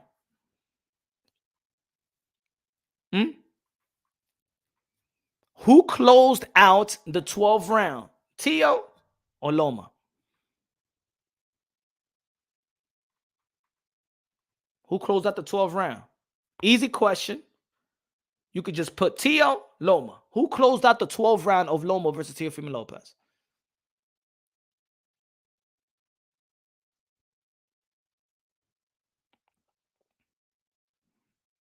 Did Teofimo Lopez knock down Cambosos in the 10th round? With his condition, did he knock down Cambosos in the 10th round? Championship round. I don't know. You know what I'm saying? Like, I don't why people come up with these. You've seen the fight. We've seen these fights. It's like we add on to the story. We add on. People want to add on to it. You know what I'm saying? Why are we always trying to take something away? Why is a need for always to find something to take away? It's like, let's say, let's talk Edgar Berlanga. Edgar Berlanga. Man, the whole boxing world is treating him like he's a loser, like he lost. It's not his fault that Top Rank promoted him as this type of monster. He did knock everybody that he faced in the first round. He did his job. Anybody that put in front of him, he take away. But the thing is, the reason why people are talking down on Edgar Berlanga, of course, is because we feel the outside that he's gravitating to an image. Yet that image is what that sold out the Hulu theater. Not the last time he fought the fight before. But it's because we was striving. I'm not saying, and I'm saying when I'm talking about we, it's general. We were looking for him to look bad. That's all when he went after the first round. When he fought after the first round, everybody was like, you see what's going to happen now. Everybody was saying, we want to see more rounds out Edgar Berlanga. Edgar Berlanga knocked the dude down four times. He knocked the dude down 4 times. Then he gets knocked down. And then he's exposed. He's not going to be this. He's not going to be that. He's a bum. He's all hype. He's this. Nah. Y'all was just waiting for him to fuck up. Because that's what we do. We can't wait to see the downfall of fighters. We can't. Because in some way, shape, or form, it makes us feel good. It makes it goes back to YouTube and say to the other person you was debating, I told you so. That's the boxing fans. We can't see for a downfall. We can't wait to see it. It just fills our energy and health. Because the greater a fighter is, the more, the angrier you get. The greater the fighter is, the angrier you get. And I'm going to say right now, like I said a couple of years ago, the more Virgil, the more Boots grow, the more you will hate them. The more you will find something to critique them. Well, Boots is climbing.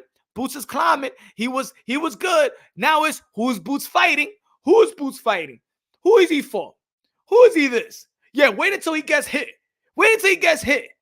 Because wait until he gets hit. You want him to get hit.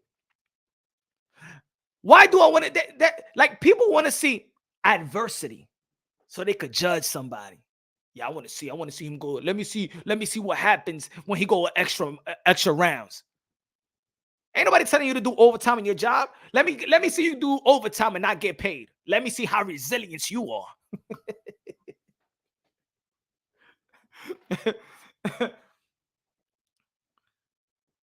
Does Loma has a good motor? Yes, Loma has a good motor.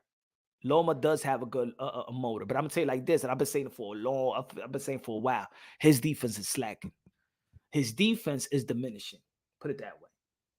Lomachenko defense has diminished. Now he did look good versus Richard Comey and Nakatani, right? He did look good, but and maybe that's because he got a lot of tools and he could take those type of risks because he got good reflexes and stuff like that. So he takes a lot of chances. Put it that way. I don't think he got bad defense. I think that sometimes when you take a lot of chances and you become undisciplined in the defensive end because of course you're so special the offensive end and you want to do special things and you want to show off in front of the crowd and stuff it's like Roy Jones Jr. Roy Jones Jr. knows all the fundamentals, but it's his skills, his speed, his reflex that let him be undisciplined in on defense because he could do it.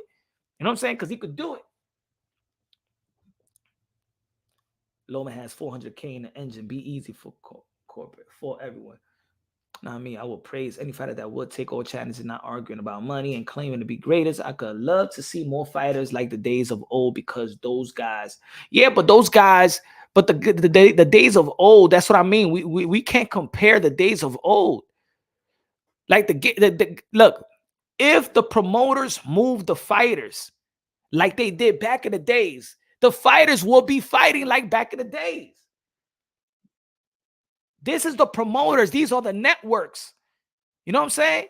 If they move the fighters like they move the fighters back back in the days, then these fighters, this is what they do. This is not the fight. The fighter don't say, I want to fight once a year. You ain't hear Adrian Broner and Showtime saying, yo, I just want to fight once a year. He's like, yo, give me more fights. If you listen to trainers and all these fighters, I want more fights. I want to fight. I want to fight. That's what you hear about these fighters. They want to fight. This is what they do. We watch. They fight. This is how they make a living. This is how they feed their family. If they don't fight, they don't get paid. Do you understand that? All fighters want to fight. It's not their fault. It's not that they're divas. It's not that. It's that the investors are not willing to take the risk like they used to back in the days. And then we also as fans, yeah, I'm going to blame a little bit on us. We also have to take the responsibility, because let's not forget what PBC, Tim Smith, said in January. He said that we was going to rob the fight. He was saying that it's economics. You know why? Because the fan base, like back in the days, the boxing fan base are not like the boxing fan base of today. We rob the fighters. We rob it. We steal it. We argue. We don't pay pay-per-view. We don't give a fuck. We try to get as free any way possible. That's what it is. We talk down on it. Look what Steven Espinoza said about Jamar Charlo versus Demetrius Andre. He said, ain't nobody really talking about that. I haven't heard nobody really talk about that. You know why? Because over here we're so busy talking shit about Charlo, talking shit about Demetrius Andre, that these guys, they be like, there ain't no fight. Ain't nobody want to see that, because nobody likes Charlo, nobody likes Demetrius Andre. So why are they gonna put that fight? They're looking at it. There's no value in that fight. Let's go to YouTube. Let's see who's talking about this fight. Yeah, nobody's talking about, yeah, Andre. Nobody likes Andre. Nobody likes Charlo. Okay, let's get this Canelo money. Let's get this Canelo money.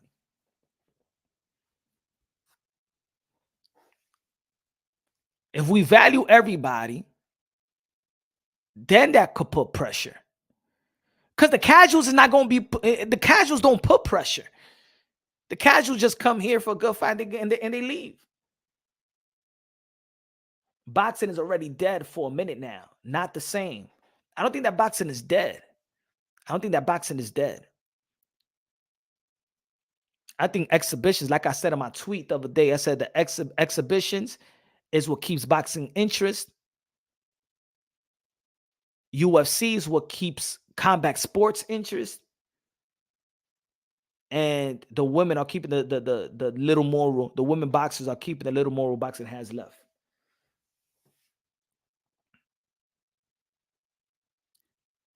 He said Loma not 135 pounder, but he one of the greats that move like that. Example, Pac-Man and Canelo.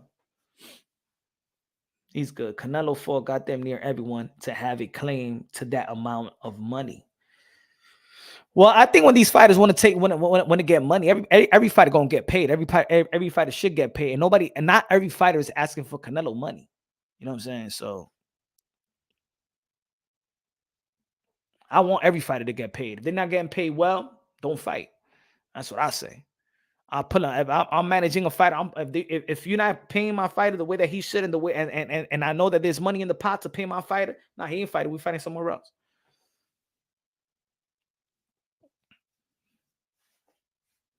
Andre Tate versus Jake Paul will be a good one.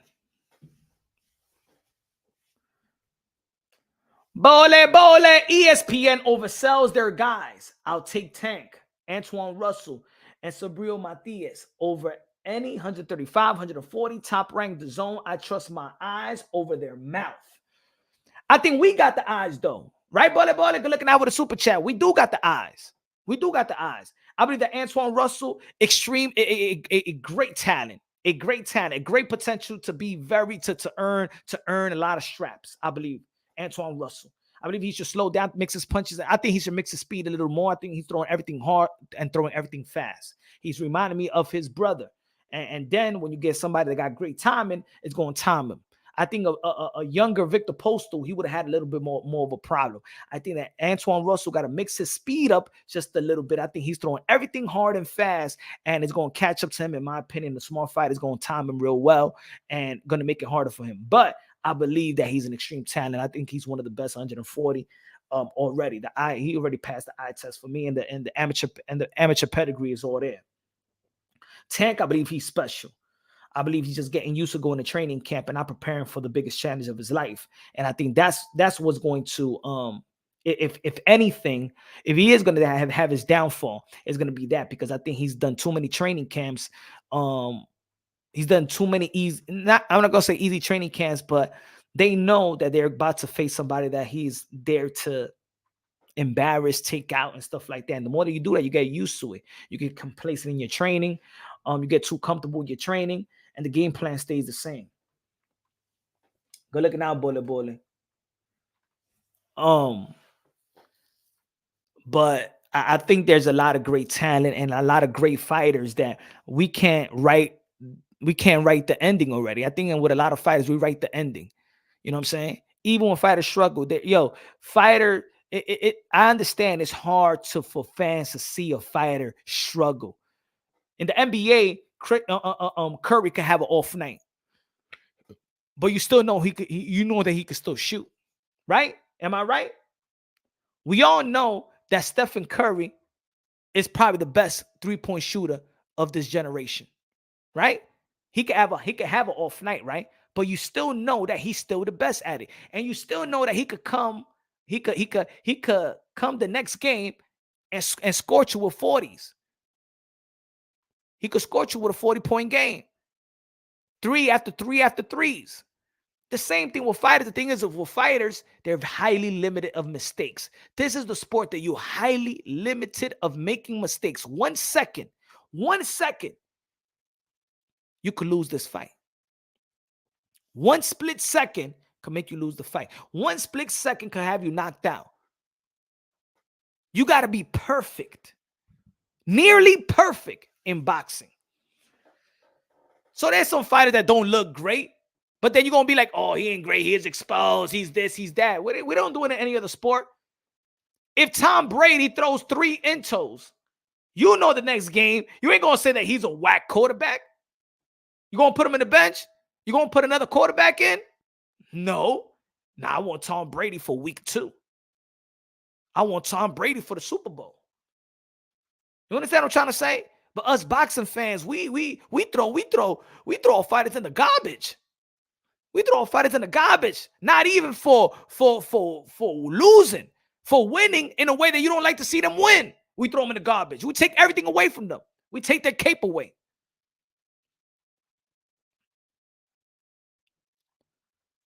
Think about it right now. Think about it. Let's look at Manny Pacquiao. Let's say if Manny Pacquiao right now was in the beginning of his career. Right now, Manny Pacquiao not the 8th division world champion. Let's say Manny Pacquiao right now. We always say that Manny Pacquiao ain't no good. We always say that Manny Pacquiao was a bum. And then look what he accomplished. Look what he accomplished. In the sport of boxing, we need to stop jumping the gun on these young fighters. Now, I can understand if a fighter is 34 and they looking bad and they getting knocked out and stuff like that, okay. But a lot of people like to critique young fighters. So, Corey Stevens ain't going to be older. No. Devin Haney going, no. Teofimo Lopez, nah. No. Butanheim, nah. Third, nah. Like, chill, bro. Roberto Duran lost to De Jesus. And Roberto Duran is regarded by the pugilists of the game as top 5, top 10, top 5 greatest of all time. He lost early in his career. I say time and time again, if Cassius Clay before fighting Sonny Liston, he got dropped 2 times in the fight. That's why people were scared for Cassius Clay to fight Sonny Liston. And people thought that Sonny Liston was going to kill young Cassius Clay. Because he looked shaky the fight, the prior fight. The fight prior.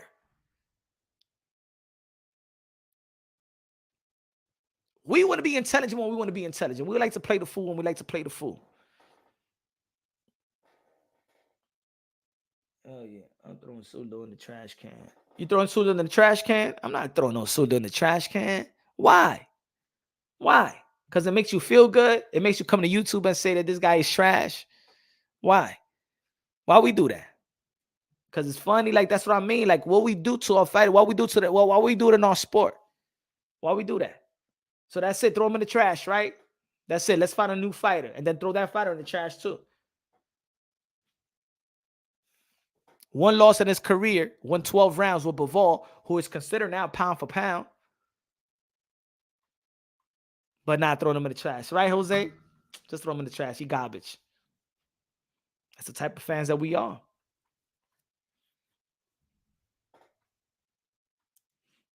Because Pac-Man didn't run from anybody and took all fights, we should thank Flomo for this new style of boxing career. I ain't gonna take it. Why are we gonna blame? Why are we gonna blame Floyd Mayweather? Floyd Mayweather fought almost everybody. Floyd Mayweather fought Corrales, right? Fought Castillo, fought Gotti, Zab Judah, He even gave young fighters a chance. He fought Canelo. He fought Victor Ortiz. He even gave young fighters a chance. He fought Oscar de la Hoya. In the same age, look, Oscar de la Hoya and Floyd Mayweather, when they fought, is younger than Bud Crawford versus Errol Spence. Oscar de la Hoya and Floyd Mayweather were younger than Bud Crawford or Errol Spence.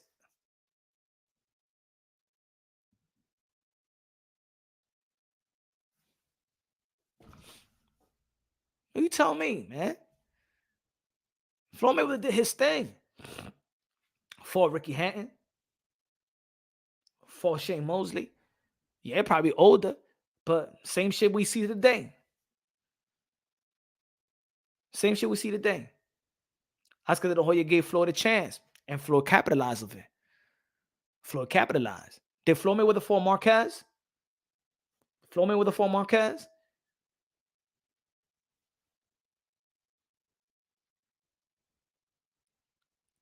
Come on, man.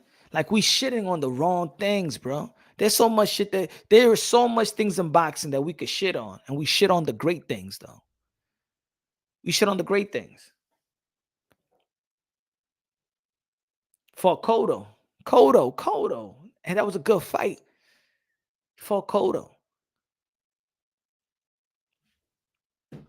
Come on, man. That's what I'm saying, bro. That's what I'm saying. We just, you're missing the point. These new guys think they're all going to make millions and millions. Who are the new guys that think they're going to make millions? Or that's just narrative pushed? Who are these new guys that think they're going to make millions and millions? Who? Who is moving them so they can make millions and millions? Who is moving them? Who are their contract? They have a contract with a particular promoter or manager that they move these fighters. People act like fighters could do whatever they want to do, man. That's the problem.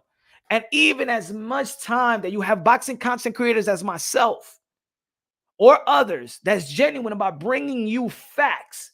I did a live show, y'all. If you remember to Punch Drunk Boxing, if you remember, I did a live show and I showed you an actual boxing contract and how fighters are hooked. I also did a live show, and that was for the members, but I also did a live show that everybody could see with Nonito Donaire that we're going with an actual contract. I've been educating you guys. We've been educating you guys, and you're still blaming shit on fighters. No, because fighters want to do this and fighters want to do that. Because fighters do it.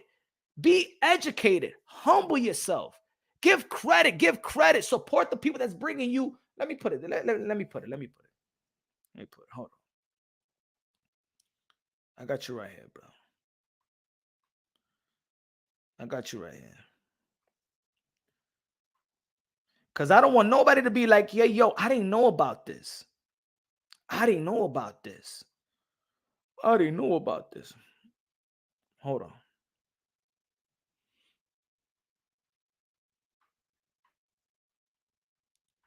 Hold on. Let me see where I got it tomorrow.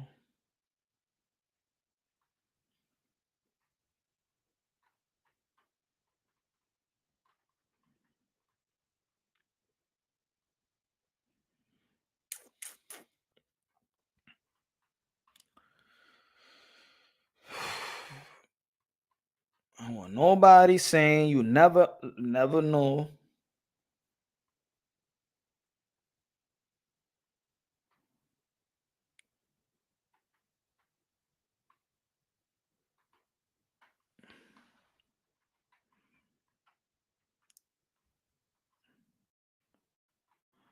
Boom, boom, boom.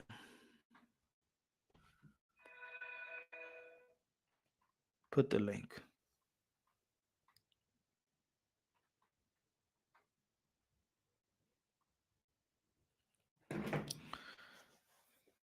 I'll put the link. As another live that we did for almost 4 to 5 hours.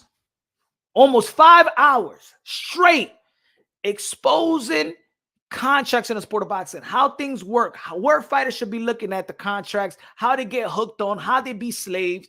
We did this for 5 hours. 5 hours.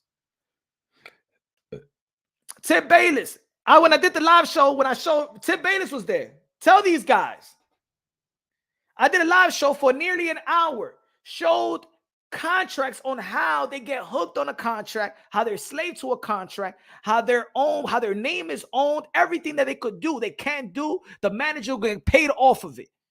They can't do what they want to do. They can't even do a commercial. They can't do nothing with their name. They don't even own their name. You understand what I'm saying?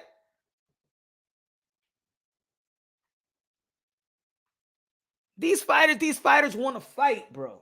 All these fighters want to fight. All these fighters are waiting for dates. This is what they do. They're trying to feed their family and themselves, bro. This is what they do.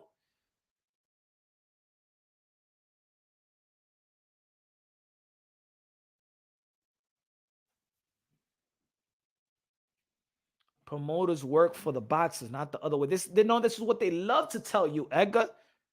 No. They work for the fighters, but they get them to work. They get them to work. The fighter don't get the work. You understand what I'm trying to say? They got to wait for the promoter to tell them when they're going to fight and who they're going to fight. Don't get it twisted. Don't get it twisted, bro. Now, when you're a free agent like Bud Crawford, then you can move. You Canelo, you can move. But these other fighters, no. You think Teofimo Lopez want to fight Jose Pedraza? You think Teofimo Lopez wanted to fight Pedro Compa? He didn't want to fight these guys. He had to. He had to do what the matchmaker said. What Top Rank said, you got to do it like this. You got to fight these guys. We're gonna get you back in the rhythm of things. You got to fight these guys.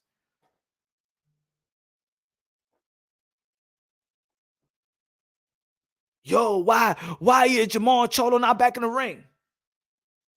You think he don't want to be back in the ring?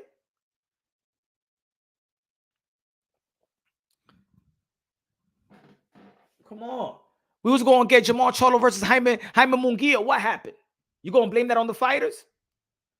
Why didn't we get why we didn't get Jaime Munguia versus Jamal Charlo in May? What happened? What happened? It was Jamal Charlo, Jaime Munguia that said, I don't want to, yo no quiero pelear. Yo no quiero pelear con ese tipo. It was Jamal Charlo that said, I don't want to fight him. They both signed to fight. And what happened? What happened? Who was the diva? Since it's the fighters, who was the diva?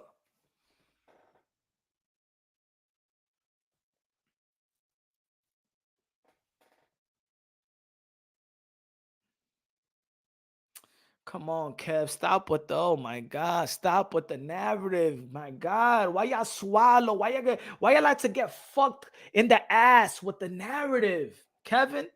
Why you like to get fucked with the narrative without Vaseline? Why y'all keep getting fucked with narrative? Y'all believe that shit? He looking for payday. Everybody looks for payday. Everybody want a payday. This is prize fighting, you fuck. My goodness, man. Y'all come with the same narrative, man. Who the fuck y'all marry? What's the channel that y'all bury y'all face in their asses with that tell you this shit? Huh? Who says this shit? Who they put him in front of? Who didn't fight him?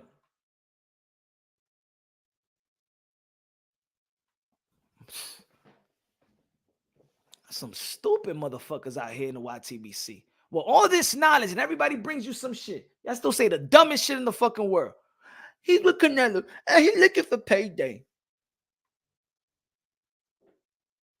No, porque they want to fight for free. They want to fight for free. These motherfuckers want to fight for free. Now we don't. You out of here. You don't call no fighter bum in my channel. This is about respect the fight. Get the fuck out of here. No more bums. You ain't gonna disrespect fight. I want to call another person a bum right here. You out of my channel right now. If you disrespect fighters today, you out of here. This live, you disrespect any fighters today. Let me see. What would you go? Any bums? Anybody want to be blocked right now? I'll be like the other channels. You disrespect fighters, get the fuck out of here. You're the fucking cancer in our sport. Fuck out of here. There you go again. Upset when they talk about Andre. You want to get out of here too, Edgar? Get the fuck out of here. Get the fuck out. Who's next? Who's next? Get the fuck out of here. Who's next? I'll block each and every one of you. I don't give a fuck.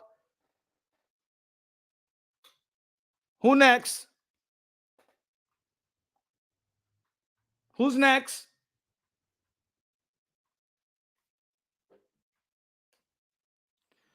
Hi-lo, dímelo. Mr. Moonshine, the narrative slayer. What's good? What's good? What's good? Gracias de lo mío. Gracias.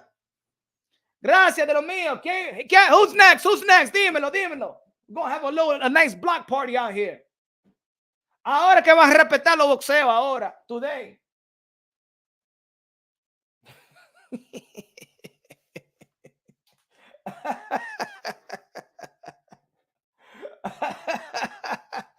Gracias. Okay, who next? Who's the bum in boxing? Dímelo, dímelo. Who's the bum? Dímelo. Dímelo. Calm down, Punch.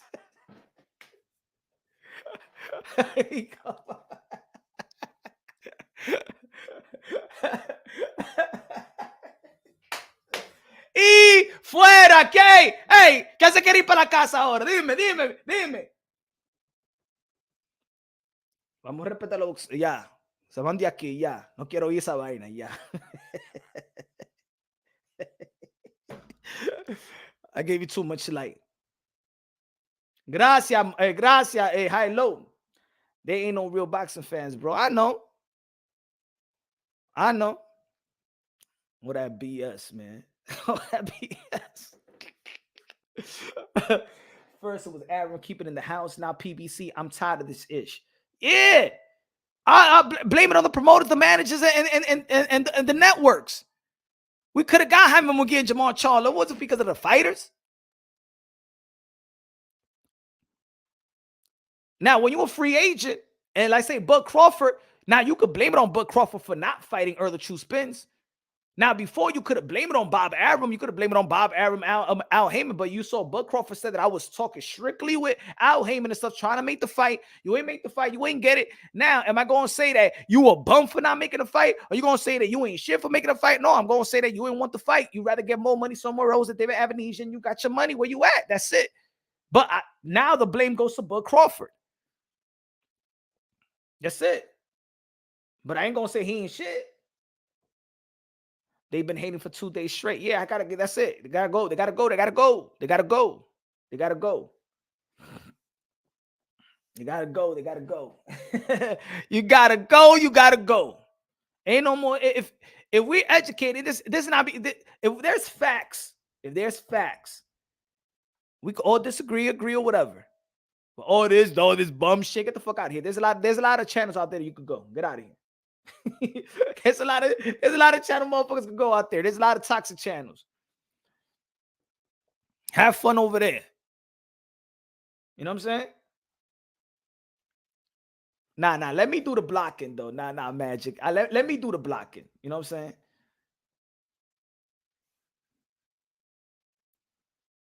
We can all speculate. Yeah. All this always going at the fighters and all that, man. We crack jokes and stuff like that. Crack jokes, do skits, but that's it, bro. At the end of the day, man, these are fighters, bro. We want to call fighters bums. We want to call fighters all this derogatory name, and then the next day we saying let's pray for the fighter that's in a coma right now after the David Morrell fight, and now we know that it's serious. Or now he humbles all of us as well. Now we know how serious is boxing. Matter of fact, how much money he's getting paid. Let's do that right now, and let's see if it's worth it. Matter of fact, let's check it out. Let's check it out now. Let's see if they even have it. Hold on.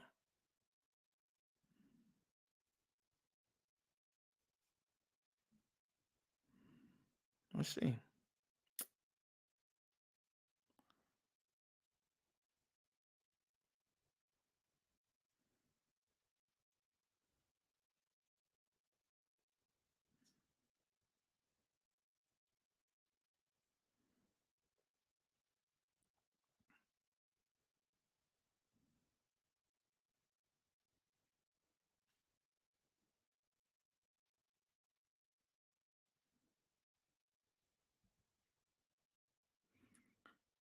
Didn't Dan Raphael post it, the purse?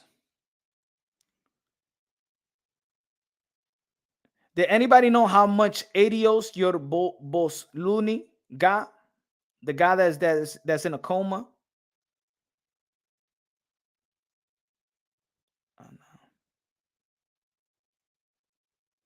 Huh? The guy, the warrior that's in that was in a coma. I'm not sure if he's still in a coma. Let me see.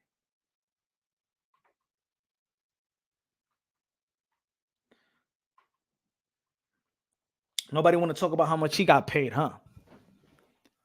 That's what I've been saying. They pulled the rug from Andre's feet. What did he get paid for the Moreau fight? I want to know how much he got paid so people can understand. So people could be like, let's say if he got paid $50,000 or even less than that. Let me see. David Moreau probably got paid what, 200K? Maybe less than that, 150K, maybe less than that. How much this guy got paid? Maybe 50K. And he hasn't having a coma. And he's in another country. Probably don't have health insurance.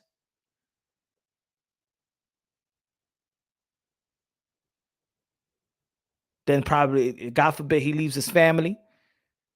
And then what he leaves his family with? He got 50K, bro. Psh. And then taxes. He got to pay taxes. Even got to cover the hospital bill. Got to pay taxes, cover the hospital bill. Got to pay the trainer his 10%. Got to pay the nutritionist and everybody else in the sparring partner. He probably, how much he's putting in his pockets. How much the man is putting in his pockets. Y'all remember when I did the interview with Peter Quillen, right? Remember when he said that he had to spend almost 100K to fix his teeth because it was a fight where the guy knocked his grill off in his and his whole teeth landed, all his teeth landed on his mouthpiece, was stuck on his mouthpiece. And he needed to pay $50,000. He said $60,000 to fix the bottom. And then he needed to pay and they didn't do a good job. He needed to pay an extra $50 to do another work on it. And basically, and he said it actually covered his whole, he wasted his whole purse just to fix his teeth.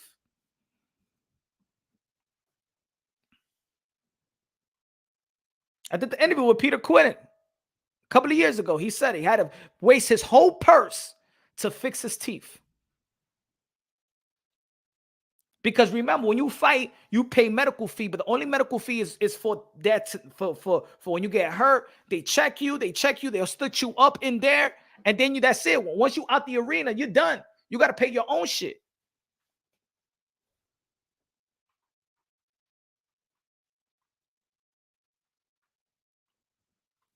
And that's when the boxing world want to be humble. That's when the boxing world want to be humble. You know what I'm saying?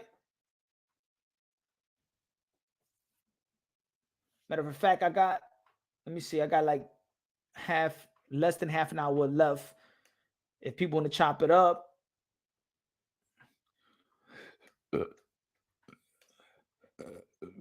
Hold on.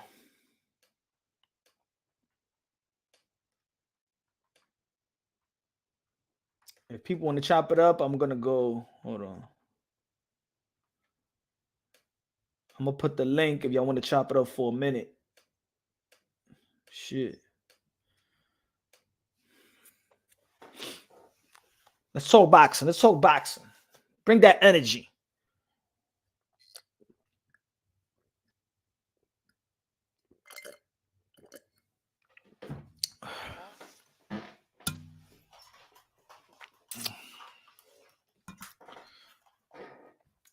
Send the link. Anybody want to talk boxing and stuff like that? Want to talk about what we saying? What you think? Who you think got the best engine? Got the best engine in the sport of boxing, got the best motor in the sport of boxing. Errol Spence. Is it Errol Spence, Chocolatito, Tyson Fury, Bivol, Inoue, maybe. But Inoue been knocking everybody else out, so we haven't even really. He only tested his engine once versus Nonito Donaire. You know what I'm saying? Talk about praising the fighters right now. Praising the fighters, praising the fighters, praising the fighters. Limited critique.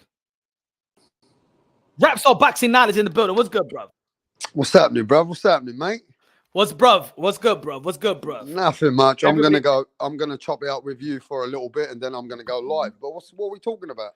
So, of course, the live is I said that Errol Spence have the best engine, the best motor in the sport of boxing. I see nobody outboxing, outworking, outlanding Errol Spence. I could see him probably get stopped. I could see him probably getting knocked out. But getting outboxed, outworked, that's the only way he'll lose. If he gets stopped or gets knocked out. But ain't nobody gonna outbox him, outwork him. I believe that his motor and his engine is special. And I think is his motor, Chocolatito, Tyson Fury, and probably Bivol got the best engine. So talk to me about what you think about it. Or am I wrong? Or you find, or you got somebody else? I mean, it's a good view on Errol Spence. He's got one of the good work rates. He's high volume puncher, and yeah, Errol Spence got a lot of volume to his game, bro. He's consistent. I mean, but we got fighters out there. We got other fighters out there which are very consistent. Look at Chocolatito. Chocolatito is very consistent, bro. He's another guy like Errol Spence. Yep. I say that Errol Spence is more like Chocolatito because Chocolatito. I think Errol Spence is more like Chocolatito. I think Chocolatito is the main guy out here who's got an engine. He's like the AMG of Mercedes. You know what I'm saying? These guys have got engines which are on a different level. But there's not many fighters who are willing from the first round punch, set the pace, and then from the first round all the way to the end of the fight, they're so consistent that their work is so consistent that their work rate in a whole fight is a whole combination of head to the body. So yeah, I gotta say Errol Spence, Chocolatito, Tyson Fury got a good engine on him. No, that's what I said. Tyson Fury got a good engine on him, bro. He showed it. He showed it throughout his career. I mean, the poll right now, is Errol Spence is winning 51%. Chocolatito 19%, Fury 13%, and Bivol 17%. So a lot of people is picking Errol Spence. He's winning on the poll 51% by a large margin. 160 people voted in. Everybody keep on voting so we could have let's bring it up to 200. I'll tell you something. You boys have forgotten about my boy Josh Taylor. He can set a pace. Josh Taylor, if he fights any kind of fighter, Regis Prograis, Jose Ramirez, yeah, he had one fucking bad fight.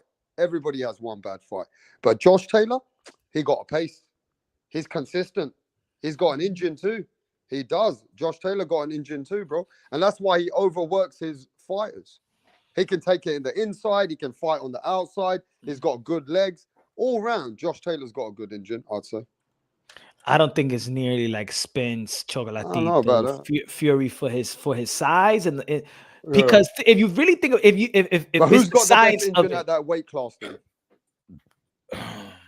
Out of Josh Taylor's weight class, we saw that Regis Prograis, he could hang with him, but Regis Prograis got a very good engine too. I don't think there's anyone better than Josh and Regis at that weight class.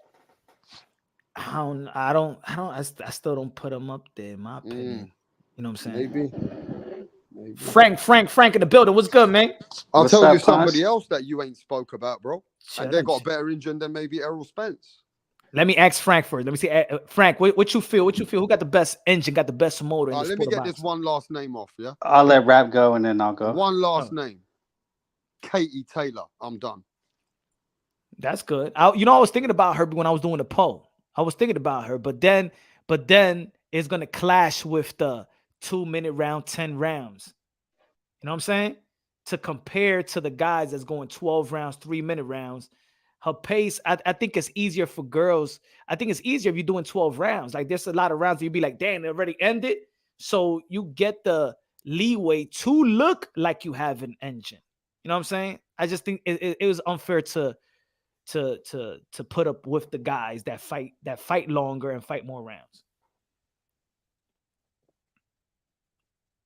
What do you feel about that, Frank? Yeah, well, first thing that comes to mind, some obvious ones, then a dark horse that you probably won't like. But the first is Bam, second Bivol, and my dark horse is Usyk and Lomachenko. And Now, well, the reasons being Bam number one because he's a bigger man. He's a smaller man going as bigger men. So that's always going to come ahead in pause. my analysis. It's a pause. He's a smaller Oh, man. okay. He's a My smaller man that bad. likes going up against bigger men. Yeah, man, that's the biggest fact. And then like Usyk, pause, is because I mean a guy coming up that much in weight facing a monster. How much is Joshua at that? Maybe 250? Joshua, yeah, he's like he goes around from 240, high 240s, 250, yeah. Yeah, I mean that alone, dude, would just kill your legs. A man that big, I mean, he don't have to be leaning on you to put pressure on you. And then Bivol for the same reason. And we didn't even see him out of fourth gear. I think that's what he said. He said he never went out of third gear. So that's why I picked what I picked.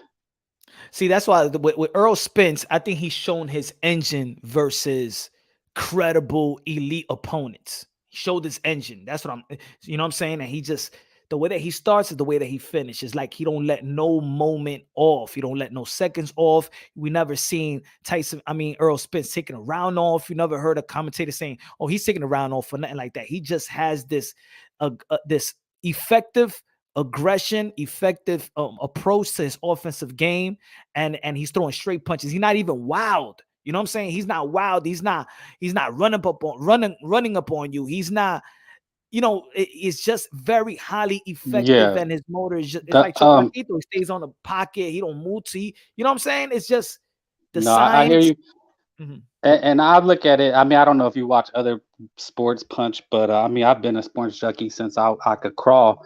That's all I've ever watched. But the thing that analysis or sportscasters always say is, oh, he's getting stronger as the fight goes on or as the game goes on. So that's another factor. So we watch Bivol. It looked like he got stronger. He starts spinning Zerto around and putting it on him. So as the fight progressed, he got stronger. Now the danger is that we look at some of those athletes like Lance Armstrong. They were getting stronger because of certain things. Yeah, it's like we seen a lot of fighters and a lot of fights that even the first round is like, oh, this is the fill out round. Like there's no fill out rounds with Errol Spence. There is no fill out. The way he's fighting in the first round and the way he's fighting in the 7th round and the 12th round. That's him and Chocolatito. Him and Chocolatito. Tyson Fury is the same way as well. For his height, for his weight, to have that motor, to go through adversity and still come forward and still throw the same type of punches and the same velocity, the same power, the same thing. It just tells you his conditioning, his endurance is up to par, as elite, and is special compared to his contemporaries. So I did like Bivol. I do think that Bivol took a little, he takes positions off. I did see it. I did see that Zurdo Ramirez, even though that he wasn't landing more punches than Bivol, I did see that Zurdo Ramirez I think he was trying to set the tone more than Bivol, though. You know what I'm saying? Not necessarily, because Bivol tried to push him back a lot, but yeah, I think fans will mistake activity for or lack of activity for like what we're talking about, if you understand what I'm saying. Like a guy No, who's moving the whole fight to me is not a person may see that and say, ineffective. oh yeah, huh? Well, Like they'll it's say, oh, look at his ineffective. gas tank. He can just bounce around all night. It's like, no, sometimes a guy he could sit in the inside, use his shoulders, and he's just taking kind of a breather. That's still effective to me Mhm. if he puts it on. Like Jordan didn't start scoring to the fourth quarter. Like you could be smart about it too. Yeah, and yeah, facts. But that's why I picked Errol Spence though. I still got Errol Spence number one. Chocolatito Well, used to be number one, but Earl is he's not a guy who's gonna bounce around, get on his mhm. toes. He's effective, That's a and good that's why I point, like Frank. Good that. point. Yeah, that's why I like guys like Earl, because when I work with someone, I want the least amount of wasted movement. Yeah, yeah, and I think this is the reason why. Hey, Like I it's said, Clarissa Shields. What about Clarissa Shields? Do you think she's got a good engine, innit? I mean, if we're gonna talk about women, I think in this subject, I can't compare the women because they fighting 2-minute rounds and 10 rounds. Wow. Did you hear that, Frank? You Punch Drunk can says that he can't compare women. Women are not on the men level, bro. not These in women are only fighting 2 minutes, bro. So I'm gonna not in, have to. these women that you talk about, Punch, that we're always uplifting, you got to remember these 2 minute rounds now that you're talking about. That's which is the women's boxing. Then at the end of the day, they got an engine for that 2 minute round. Are you not giving them that same kind of, because they've got 2 minutes and the men are doing 3 minutes? Why do you think they do that for the women? Because the women don't have the stamina like men. I don't know. They was talking about that shit in the WBC where the women wants the 3-minute rounds. The women feel like they're getting fucked over with the 2-minute round. They don't Well, like it. They was fighting in the stamina WBC. stamina comes from how much air you can intake in your lungs. So I Mhm. mean, are we talking scientific? Are we saying just scientifically their lungs are smaller, or they just can't get enough air in their lungs to fight? I'm saying, look, the women look what the women are saying. The women are saying that they want 3-minute rounds because they feel like the 2-minute rounds are rushing their work. So they're actually rushing. They're not really really fighting in the way that they really want to fight because they're rushing their work. So they look like they're going fast. But it's because they got 2-minute rounds. So Uh-huh. you got to do your work. You got to punch more and you got to do everything fast because you can't strategically do it like in 3 minutes. Yeah, You know what I'm that's saying? accurate, because when you first start to fight, your first instinct is to flail. You're just going in there and you start throwing 1,000 punches. When you become a professional is when you learn to sit in there and pace yourself. Like if anybody see an amateur fight, they going at it right away because they got what Yeah. they going. Yeah, they're going at it right away. Ding, ding, ding, ding, ding, ding, because how many rounds did they got? 3, 4 rounds. You know what I'm saying? Well, Three also rounds, they're right? less skilled. They don't have the composure, the skill to back somebody up with a jab. I mean, as soon as they get hit, they're gonna throw 3, 4 punches. Do Their you think skill that level do you think it's is the not women there. DNA though? Do you think, Frank, it's because of the Oh, women? They don't have a testosterone like a man anyway, right? So they're oh, gonna kind of like they're not gonna have the same gas tank at all, bro. Don't matter how much a woman does her stamina work. It's got I'm to be gonna within the yeah. way women are made. They're not They I'm could a, do it. well, I'm gonna actually say it's just skill based. They're just not as skilled. Okay, you You flame think me, it's skill crucify me. based, not because It, it's the if you genetics give of them the 50 woman? years to evolve, they might. But it's a skill set, dude. Boxing is a skill set, and you have to learn how to conserve your energy for as many rounds as you're gonna go. I think that you could do it if Katie Taylor and Manny Serrano fought 12 rounds, 3 minutes. I think we'll see almost the same type of fight that we saw. But when we're talking about what we're talking about now, you cannot compare Hmm. the engine of the guys that we're comparing that go 12 rounds, 3-minute rounds.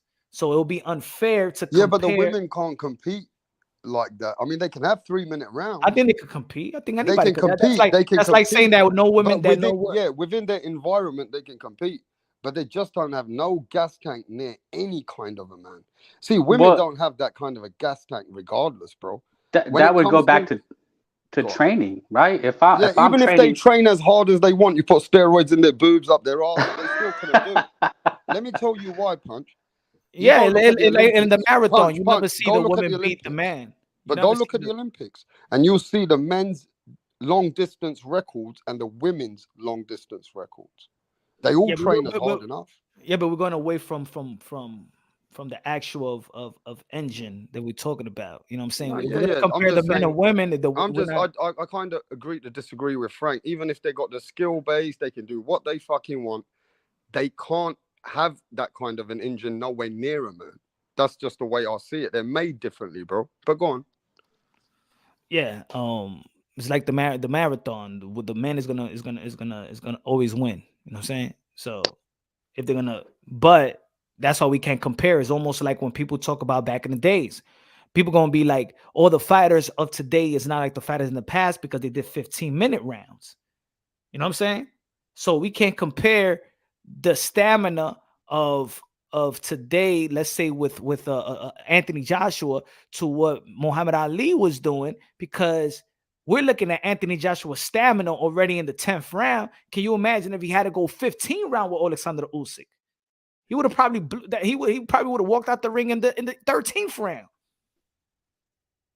You know what I'm saying? But I won't blame the fighter. I will blame the time, because if I think today they have 15-minute rounds, all the fighters will be training for the 15-minute round. They would have groomed into that 15-minute round. But that's not really to play these fighters. It's because it's just a different time. You know, I'm not playing the women. It's just that you can't compare, because these fighters are already fighting the 12 rounds and 3 minutes. These women are not doing it. So why would I compare the engine of, because think about it now. Now put these men to fight 2-minute rounds in the condition that they're already conditioned to fight 12-minute round. It will be easy for them. It'll be hard in competition, just both of them going at it. It'll probably be more entertaining, but it'll probably be more it'll be easier. Easier for who? For the men, because they're already used to fighting the 12 minutes. That's like you cutting their rounds off. You cutting their work off. It's almost like if you're doing sparring and you're used to doing 12 round sparring, and then in the month, I tell you, okay, now this whole month we're gonna do six round sparring. You ain't gonna get But that's a whole different kind of fight. That's a different fight. From a 6-round fight, you're gonna fight that fight with a whole different attitude than the 12-round fight. But because you're used to fighting the 12 round, it probably could be easier. If you're running 5 miles a day at a certain time, right? You're pacing yourself more for that 5 miles. But then I'll tell you, okay, rap, run 3 miles. It's gonna be easier for you. No, Are I we doubt talking it. about that women can eventually get to the 3-minute rounds, or they can No, he's never talking get about there? men. Even he's saying that if men have a different agenda and they fight 6-round fight, they than the 12-round fight, it'll be way easier. I mean, it depends, Punch. If you're fighting a man with a 6-round fight, you're gonna come more intense. You're gonna Yeah. come more stronger. I've got to now pace myself to know that how fast you're fighting this 6-round fight. You might make that fight more tougher for me in 6 rounds than 12 rounds. See, it depends how intense the fight is for 6 rounds, Punch. You're not gonna pace yourself for a 12-round fight now. You're coming in stronger, and you're gonna come in with a stronger gas tank in that 6 rounds. So you want me to compare Keyshawn Davis engine to Errol Spence engine? No, but we got to remember that you said it's an easier fight at 6-round pace. I said that might be wrong, because the man who's going to fight 6 rounds, he's coming with a different mindset. He's bringing it faster to you. He knows he's only got 6 rounds to do it. No, but So I'm saying, imagine a man like David Benavidez coming all guns blazing in 6 rounds. He's got to do it in 6. No matter how much your engine is good, he's going to bring it more faster with more intensity. So no, now that 6-round fight could be more tougher than the so 12-round fight. no, but I'm saying you don't want that brought up the women, the women, right? And I said we can't compare because the time is different. So I'm asking you, would you compare Keyshawn Davis that fights 4 to 6 rounds or Ali Wash? Would you compare their engine to Earl Spence engine and Chocolatito's engine?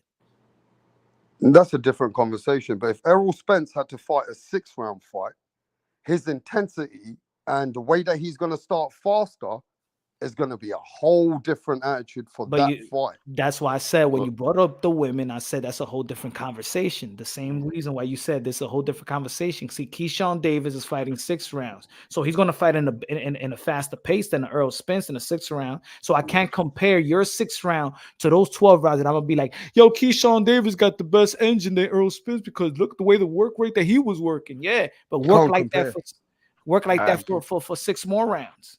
No, what's going on, Punch? Well, how come HLD in the building? What's good? We didn't even mention Hey, I'm Zepeda. gonna let you guys cook. I gotta go live. Punch, thanks for having me on, brother.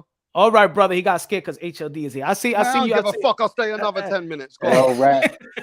I'll delay my fucking. I'll delay my life. You know how you called it, man. I mean, it is. Man, what it come is, on, bro. It is HLD what ain't it got is. nothing on me. Losing fucking Xander Zayas. Motherfucker got Xander Zayas left. There you go. Hey, let me just tell you this, bro. I see HLD gang in fucking chat pushing the Puerto Rican fighters every single day of his life. I love the Puerto Rican fighters. But let me just tell HLD this.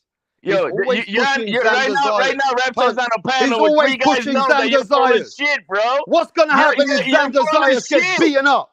Motherfucker, you better start fucking putting some respect on these British fighters, bro. Man, you better put some respect on these British fighters, bro. Yeah, because you only got Xander Zayas left, HLD. Go on your LGBT truth. Oh, shut up, you motherfucker. You are the tranny. I was cooking you yesterday, bitch. I was cooking you yesterday. Go to your channel, bitch. I was cooking you with everybody in the fucking panel. He's never been able to cook me. Even Rachel agreed with me. Not you dumb fuck. Not one. Fucking. Not one. Nut hugging motherfucker. Bye. Yeah. Pussy. Bye. Fucking right, let's have a bet before I go. I want to bet HLD. I want his money, Punch. Let's bet some money, bro. What's the bet? What's the bet? Let's bet some money, pussy. Bye. Exactly. I only got $100 out. You better put that money up, motherfucker. You owe me 100 more. Stop using people's fucking material, man, and they claiming it as yours like you did with Paulie Malignaggi, bro. That was Fred Barber conversation shit. He trying to say it was yours, you fucking fraud. He's gonna put a fucking rap star logo over Fred Barbershop conversation and take credit for it because Paul Malignaggi played it. The fuck out of here, you fraud. Rapstar left. Damn, Rapstar, you got smoked like that? You got smoked off the panel? Shit, man. He got no smoke. Hey, come on, Rap. Yo, Punch, man. I'm just talking about the engine, though. I mean, yeah, you can't even compare, man, because I mean, if you go back to, I mean, just look at when Spence was fighting 6 rounds. He wasn't going all guns blazing and shit. You know what I mean? No. Actually got hurt. He actually got hurt by Emmanuel Lardy in the 5th round. See, so I mean, it's you got to compare it by the era because these guys don't train nowhere near the amount of cardio of resistance that the old schools used to do. I mean, very few fighters today do that. I think Chocolatito's one of them. Obviously, the machine, Camarón Cepeda, he trains like that, like all out blazing. And he can, he's got an engine. Those are special, different fighters, But before I used to hear fighters sparring 15 rounds, like Floyd Mayweather sparring 15 rounds, 20 rounds, like but he got an old school regimen though. Mm-hmm. Floyd Mayweather got an old school regimen with his dad's regimen and Roger Mayweather's regimen. And now I hear these fighters are saying they sparring 8 rounds. 10 rounds, 6 rounds. Like that's what I'm hearing in camps. It's a different game. These guys don't want to put in the type of work that the old school great ones did, man. And since everybody's kind of doing it, they're not at a disadvantage. Unless you find that one motherfucker that's got that, the Mamba mentality, right? That's gonna like, yo, man, I want to be a great. That's my purpose, is to be a great. And they're gonna put in that type of work to be able to build that type of stamina and resistance to go, 12 rounds, guns blazing, if they have to. I think a lot of people is fine. I'm not gonna say a lot of people, but what I'm hearing and what I'm seeing, a lot of people is trying to find a shortcut their training. You know what I'm saying? So they don't run miles. So they just they'll do the, let's say they want to run like 4 miles. They'll sprint, you know what I'm saying? Like sprint the whole lap and then jog and Yeah, then mind sprint. fuck themselves thinking they're Yeah, doing mine something. fucked themselves that they did 4 or 3 miles, but they actually didn't do it consistently. And you could see Exactly. that. You are seeing it now in boxing. You could see that these guys take their rounds off, take their later. They're already getting tired after the 8th round.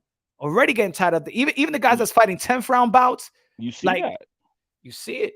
all the time. That's the new generation. You see, they're not putting in that type of work. They're not putting in the, I mean, I remember watching a video with Ali running, and they're talking about how long do you run, and this thing's real. When you don't start counting until you start burning. Let's not forget Ali and who else? Ali and Hagler used to run with boots. Boots. Just think about you running 4, 5, 6, 10 miles running on your Timbs, bro. These guys used to run. That's the regimen. They running with boots, bro. Boots. Different animals, different type of resistance of that they put themselves through adversity to prepare for that burn when they are in that struggle in that 12th, 14th, 15th round. They too busy trying to look cute in the ring. Yeah. Getting their outfit ready, getting their socks ready. Man, Mike Tyson was fighting without socks. You saw who was the fighter that posted his feet? Oh yes, the other day, man, his foot was torn the fuck up. You mean, is that the one you're talking about? Yeah. I think I did see. I forgot his name. I remember I saw him in Madison Square Garden. He's like, "Yo, where to go out?" And he's from the Middle East, right? Yes. And he And took he was off like, his "Yo, sock. how's It the was clubs out bloody. here?" Yeah, right. Big old chunk of his foot off his. Yeah, it was nasty. But it's a different breed, man. So yeah, I mean, when it comes to the engine, it really comes down to the regimen, and I think nowadays it's I don't know what other word to use, but it's a lot softer than what it used to be, and they don't train that type of all kill mentality that they had back in the old days. I think they do have the fighting mentality. I think that they just have a different type of. I do think that if they put 15 rounds, if they never would have changed it, then fighters would have got used to with the same regimen. I don't want to like play the fighters of today, but I just can't compare the engine. I can't compare the endurance and the stamina of when you seen Muhammad Ali and Frazier going 15 or 14, 15 rounds. I can't compare that to you saw how Usyk and Anthony Joshua looked in the 12 round. Usyk was tired too. Oh It's yeah, not that Anthony Joshua was only tired. It was Usyk. He was tired as well. Can you imagine if they needed to go 3 more rounds? they wouldn't be able to. It would have been like Apollo and Rocky. No, yeah, they wouldn't be able to. I mean, I challenge anybody to go see any fight from Larry Holmes of 1980, and see what this man is, how he's still bopping, and he looks like a middleweight in the 13th, 14th round, still popping that jab, jumping. They don't do that like that nowadays. Facts. All New York boxers run with Timbs. It's true, bro. I play ball with the beef and broccolis. I used to play ball with the Timbs, shit. And then you scarf them up and you bring the eraser, the number 2 pencil with the eraser, and erase the scarves off. Yeah, man. Shout out to Kevin Effect. But yeah, man. I just really wanted to talk about technique and skills and preserve the sport of boxing, preserve these fighters, and leave a little bit of the gossip talk away. You know what I'm saying? Why this fighter didn't fight this person, but why? But talk about what is special about this fighter. Why this fighter has the potential. You know, why he may exceed his potential. Why is he going to be great? Why does this person passes the eye test? You know what I'm saying? Now, when we talk about the past, we always going to bring just 4 or 5 names, right? When we say, "Oh, we wish that these fighters today is like the past, like Roberto Duran, Hearn, Hagler, with Frey Benitez." Yeah, but we're naming the best of that era. We're not really naming the top 10 that was ranked or top 15 that was ranked, the come and go guys. You know what I'm saying? So it's unfair to keep on to compare these guys that some of them are not even in their prime. Some of these guys haven't accomplished what these guys, because they got a cemented legacy, you're always going to lose an argument with cemented legacies and people that's trying to get their legacy. But tell me the 5 fighters of this era, HLD, that is going to, when we go to a different era, that era is going to be like, man, the past era, these were the guys. Like we say, Roberto Duran and Leonard was those guys. In this era, who are the 5 guys Who are the 5 guys? that in 15 years you're going to look at back in the early part of this decade? Well, not this decade, I'm saying this era, be after Manny Pacquiao, after Floyd Mayweather era, put it that way. Who is the guys? See, a lot of them are still kind of young. We don't know where we're at with them. Canelo? But I'm gonna say, yeah, I was gonna say, I'll start with Canelo, Chocolatito. Are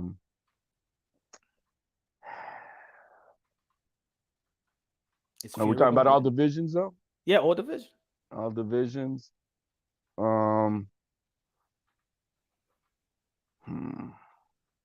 That we can compare to other guys at the other eras. No, that is going to be the greatest of this era. Oh, the greatest. We're going to be that in 15 years ahead. When we look in the past and we're talking about this era, we're going to be talking about, these are the names that's going to pop up. All right, so then I got Usyk also on there.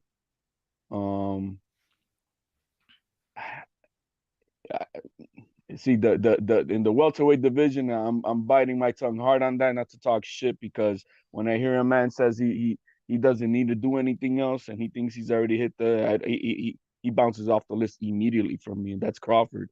Crawford, if he would have became undisputed fighting Spence, I would put him in that cat. But with the shit that he's saying that he thinks he's already made it, he's automatically eliminated from that.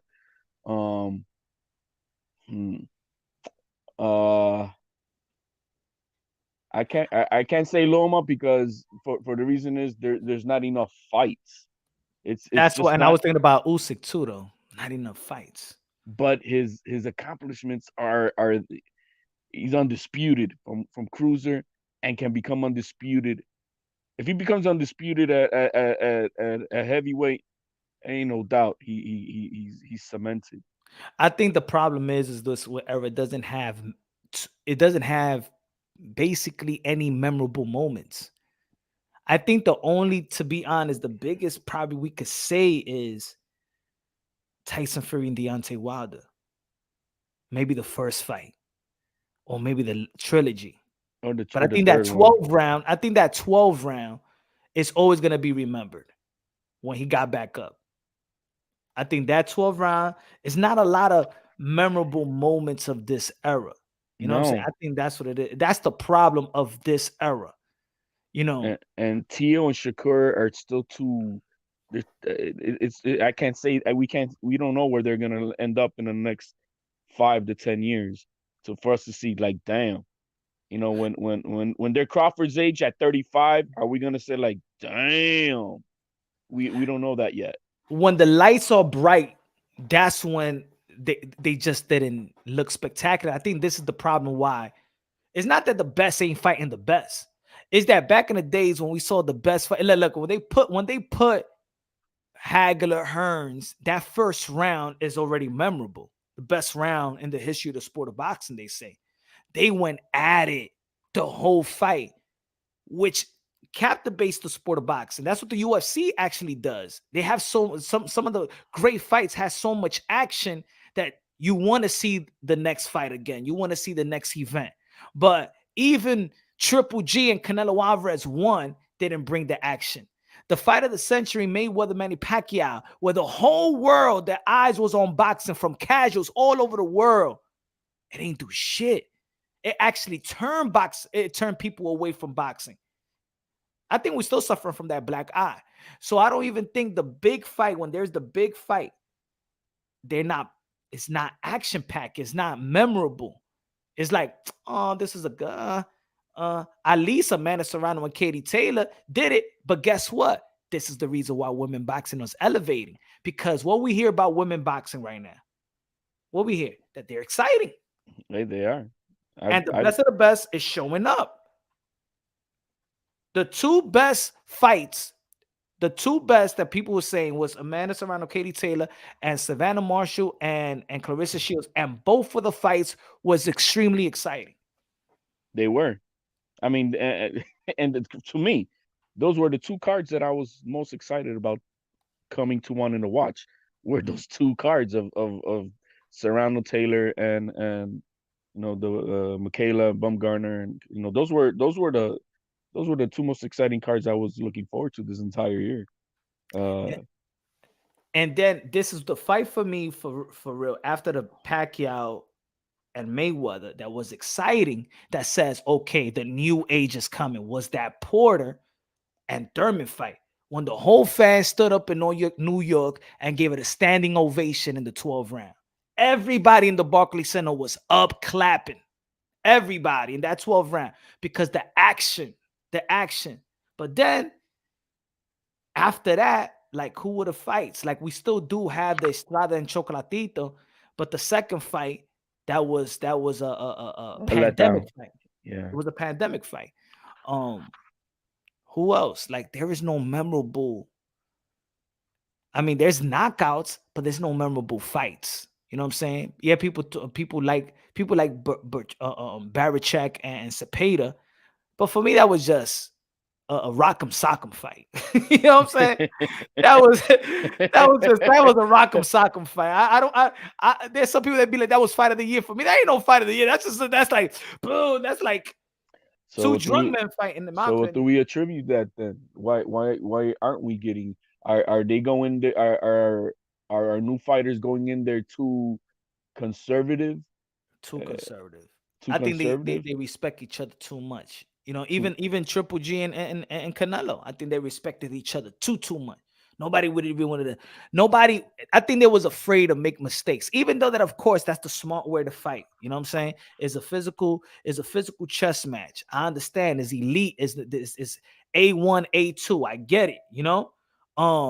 But somebody has to do something extra. If you fighting the best, you gotta. If you're gonna beat them, you gotta do something extra. You gotta do something extra. We're not getting that. We're not getting that. And yeah. So boxing is missing out on at least memorable, like oh shit type of fights. We're not getting it. We're getting singular performances, right? We're getting that you're like, damn, that was a great performance by this one person. But as two fighters going at it, we're not getting it. Not in this era, not yet. I do think that we're gonna get it. I do think we're gonna see a good fight versus Cepeda and Prograis. I do think that we're gonna get probably the best. And let me take that back. I gotta say that Deontay Wilder and Tyson Fury fight is a memorable fight. The trilogy, it was.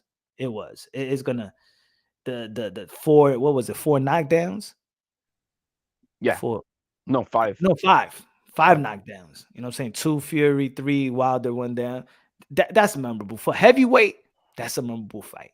So I'm gonna say that is the most memorable fight. That one, but I think that even the trilogy with Chocolatito and Estrada coming up December 3rd, I think that's gonna be the best of all the fights. Okay. Because I think both of them is looking at it like, this might be my last. You know, Chocolatito contemplated retire. He did retire in the post-fight interview in the second fight.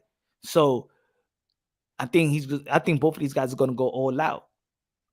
I think Chocolatito stops him this time. You think so? I go for Chocolatito though. Yeah, Chocolatito wins this one. I go for Chocolatito on this one, but I like Estrada as well. But man, who else gonna be fighting? This 2020 is underwhelming. The fourth quarter. There's not much going on. I do think that the Regis program is gonna be a good fight. That's gonna be a good fight, and Martin Michel Rivera too is gonna be a good fight. I think it's gonna be a good fight. Yes, that is that. As far as because we don't get these like top prospects going at each other. That's a rarity. So I'm glad that we're getting to see that. That's gonna be a special fight. I think you're absolutely right. I got Rivera winning though. That's a fact. I got Rivera.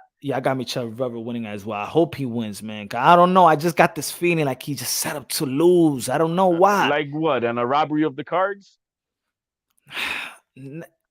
I mean, just anything else than that, you mean he's taking a dive punch. no. I just felt like with Martin, like I don't think at this point. I think that Mature Rivera was already deserving, fighting already. What was it? I think he fought like 2 eliminators already, or 1 eliminator. He's already in position to get that. He should get a big fight, lined up for a big fight, get in petition for a big fight. Like for a Martin is good, but I know they're moving up. They're moving him up real quick. He was not even in the top 10 ranking, and I don't know. I just feel like hey man, Rivera it's like put him they in his put like place, man. like de his de los Santos. You know that was they didn't think he was gonna be Rayo. That was a Rayo fight. Jason Rosario was a homecoming fight for J Rock. You know what I'm saying? Who else was the other one? Hector Garcia. That was a fill-in.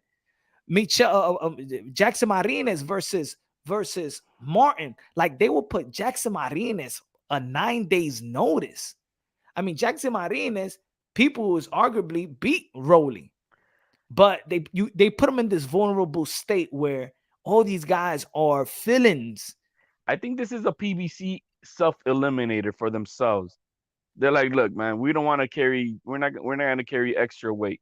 You two motherfuckers gonna have to show who are we gonna carry moving forward. We're not gonna carry both you guys, and I think that's what PBC is doing with this fight.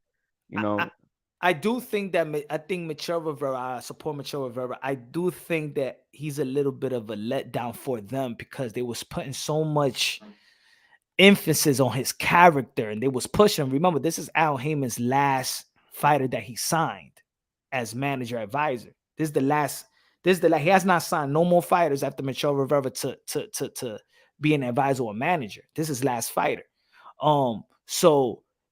But since he got signed, he didn't get no knockouts. It was 3 fights, and he didn't give what they're trying to push. This the knockout. Well, I mean, he did knock out that guy on Fox. Wasn't that under Al Heyman? Which one? After he got signed?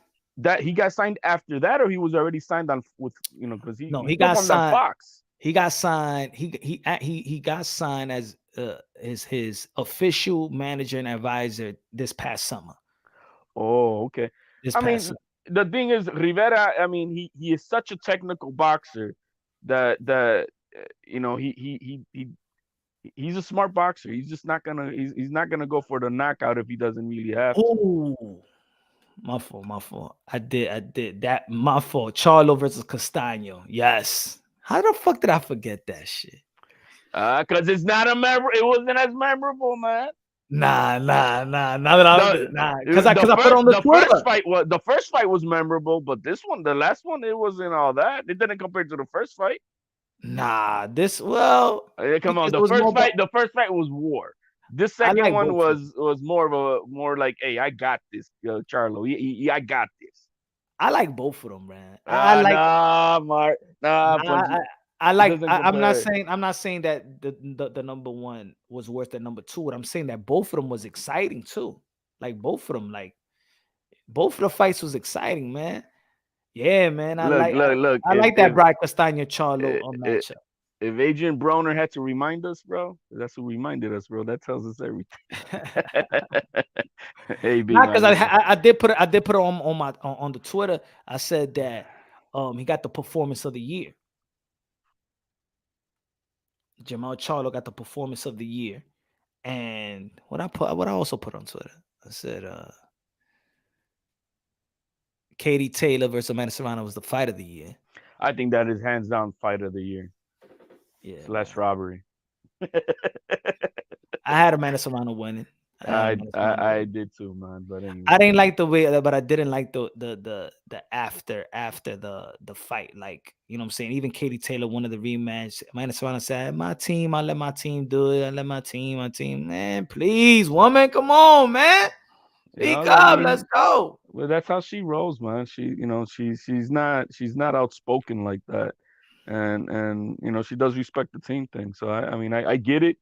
But she also did challenge her to 3 rounds, 3-minute rounds, and who backed off. Yeah, but it was already signed. You can renegotiate. Anyway, Can't. but oh yeah, that's to me is definitely fighter of the year. Performance of the year, man, pure performance. I understand you got Charlo because you got, but man, what Camarón Cepeda did, 1,536 punches thrown in 12-round fight. That's at a work rate of 130 punches per round, breaking the all-time record of lightweight. That's some crazy numbers right there. Landing almost 400. Pure performance. That's it to me. Pure performance. But man, yo, I'm gonna cut this one off tomorrow. Tomorrow we live back again. Trying to get a special guest. Let's see. I wanted the special guest to come today, but probably tomorrow. Tomorrow, also Teofimo Lopez is dropping his documentary tomorrow on his YouTube page. Go check it out. Go subscribe to Teofimo Lopez channel. And tomorrow we're gonna be talking about it, man. I think it's gonna be dropping 3 p.m. Eastern time, 12 p.m. Pacific time. And we're going to be talking about it on our live tomorrow, man. So, yo, HLD, man, God bless you, my brother. Thank you for the support. All right, brother. And everybody in the chat, man, love you. God bless, and on to the next.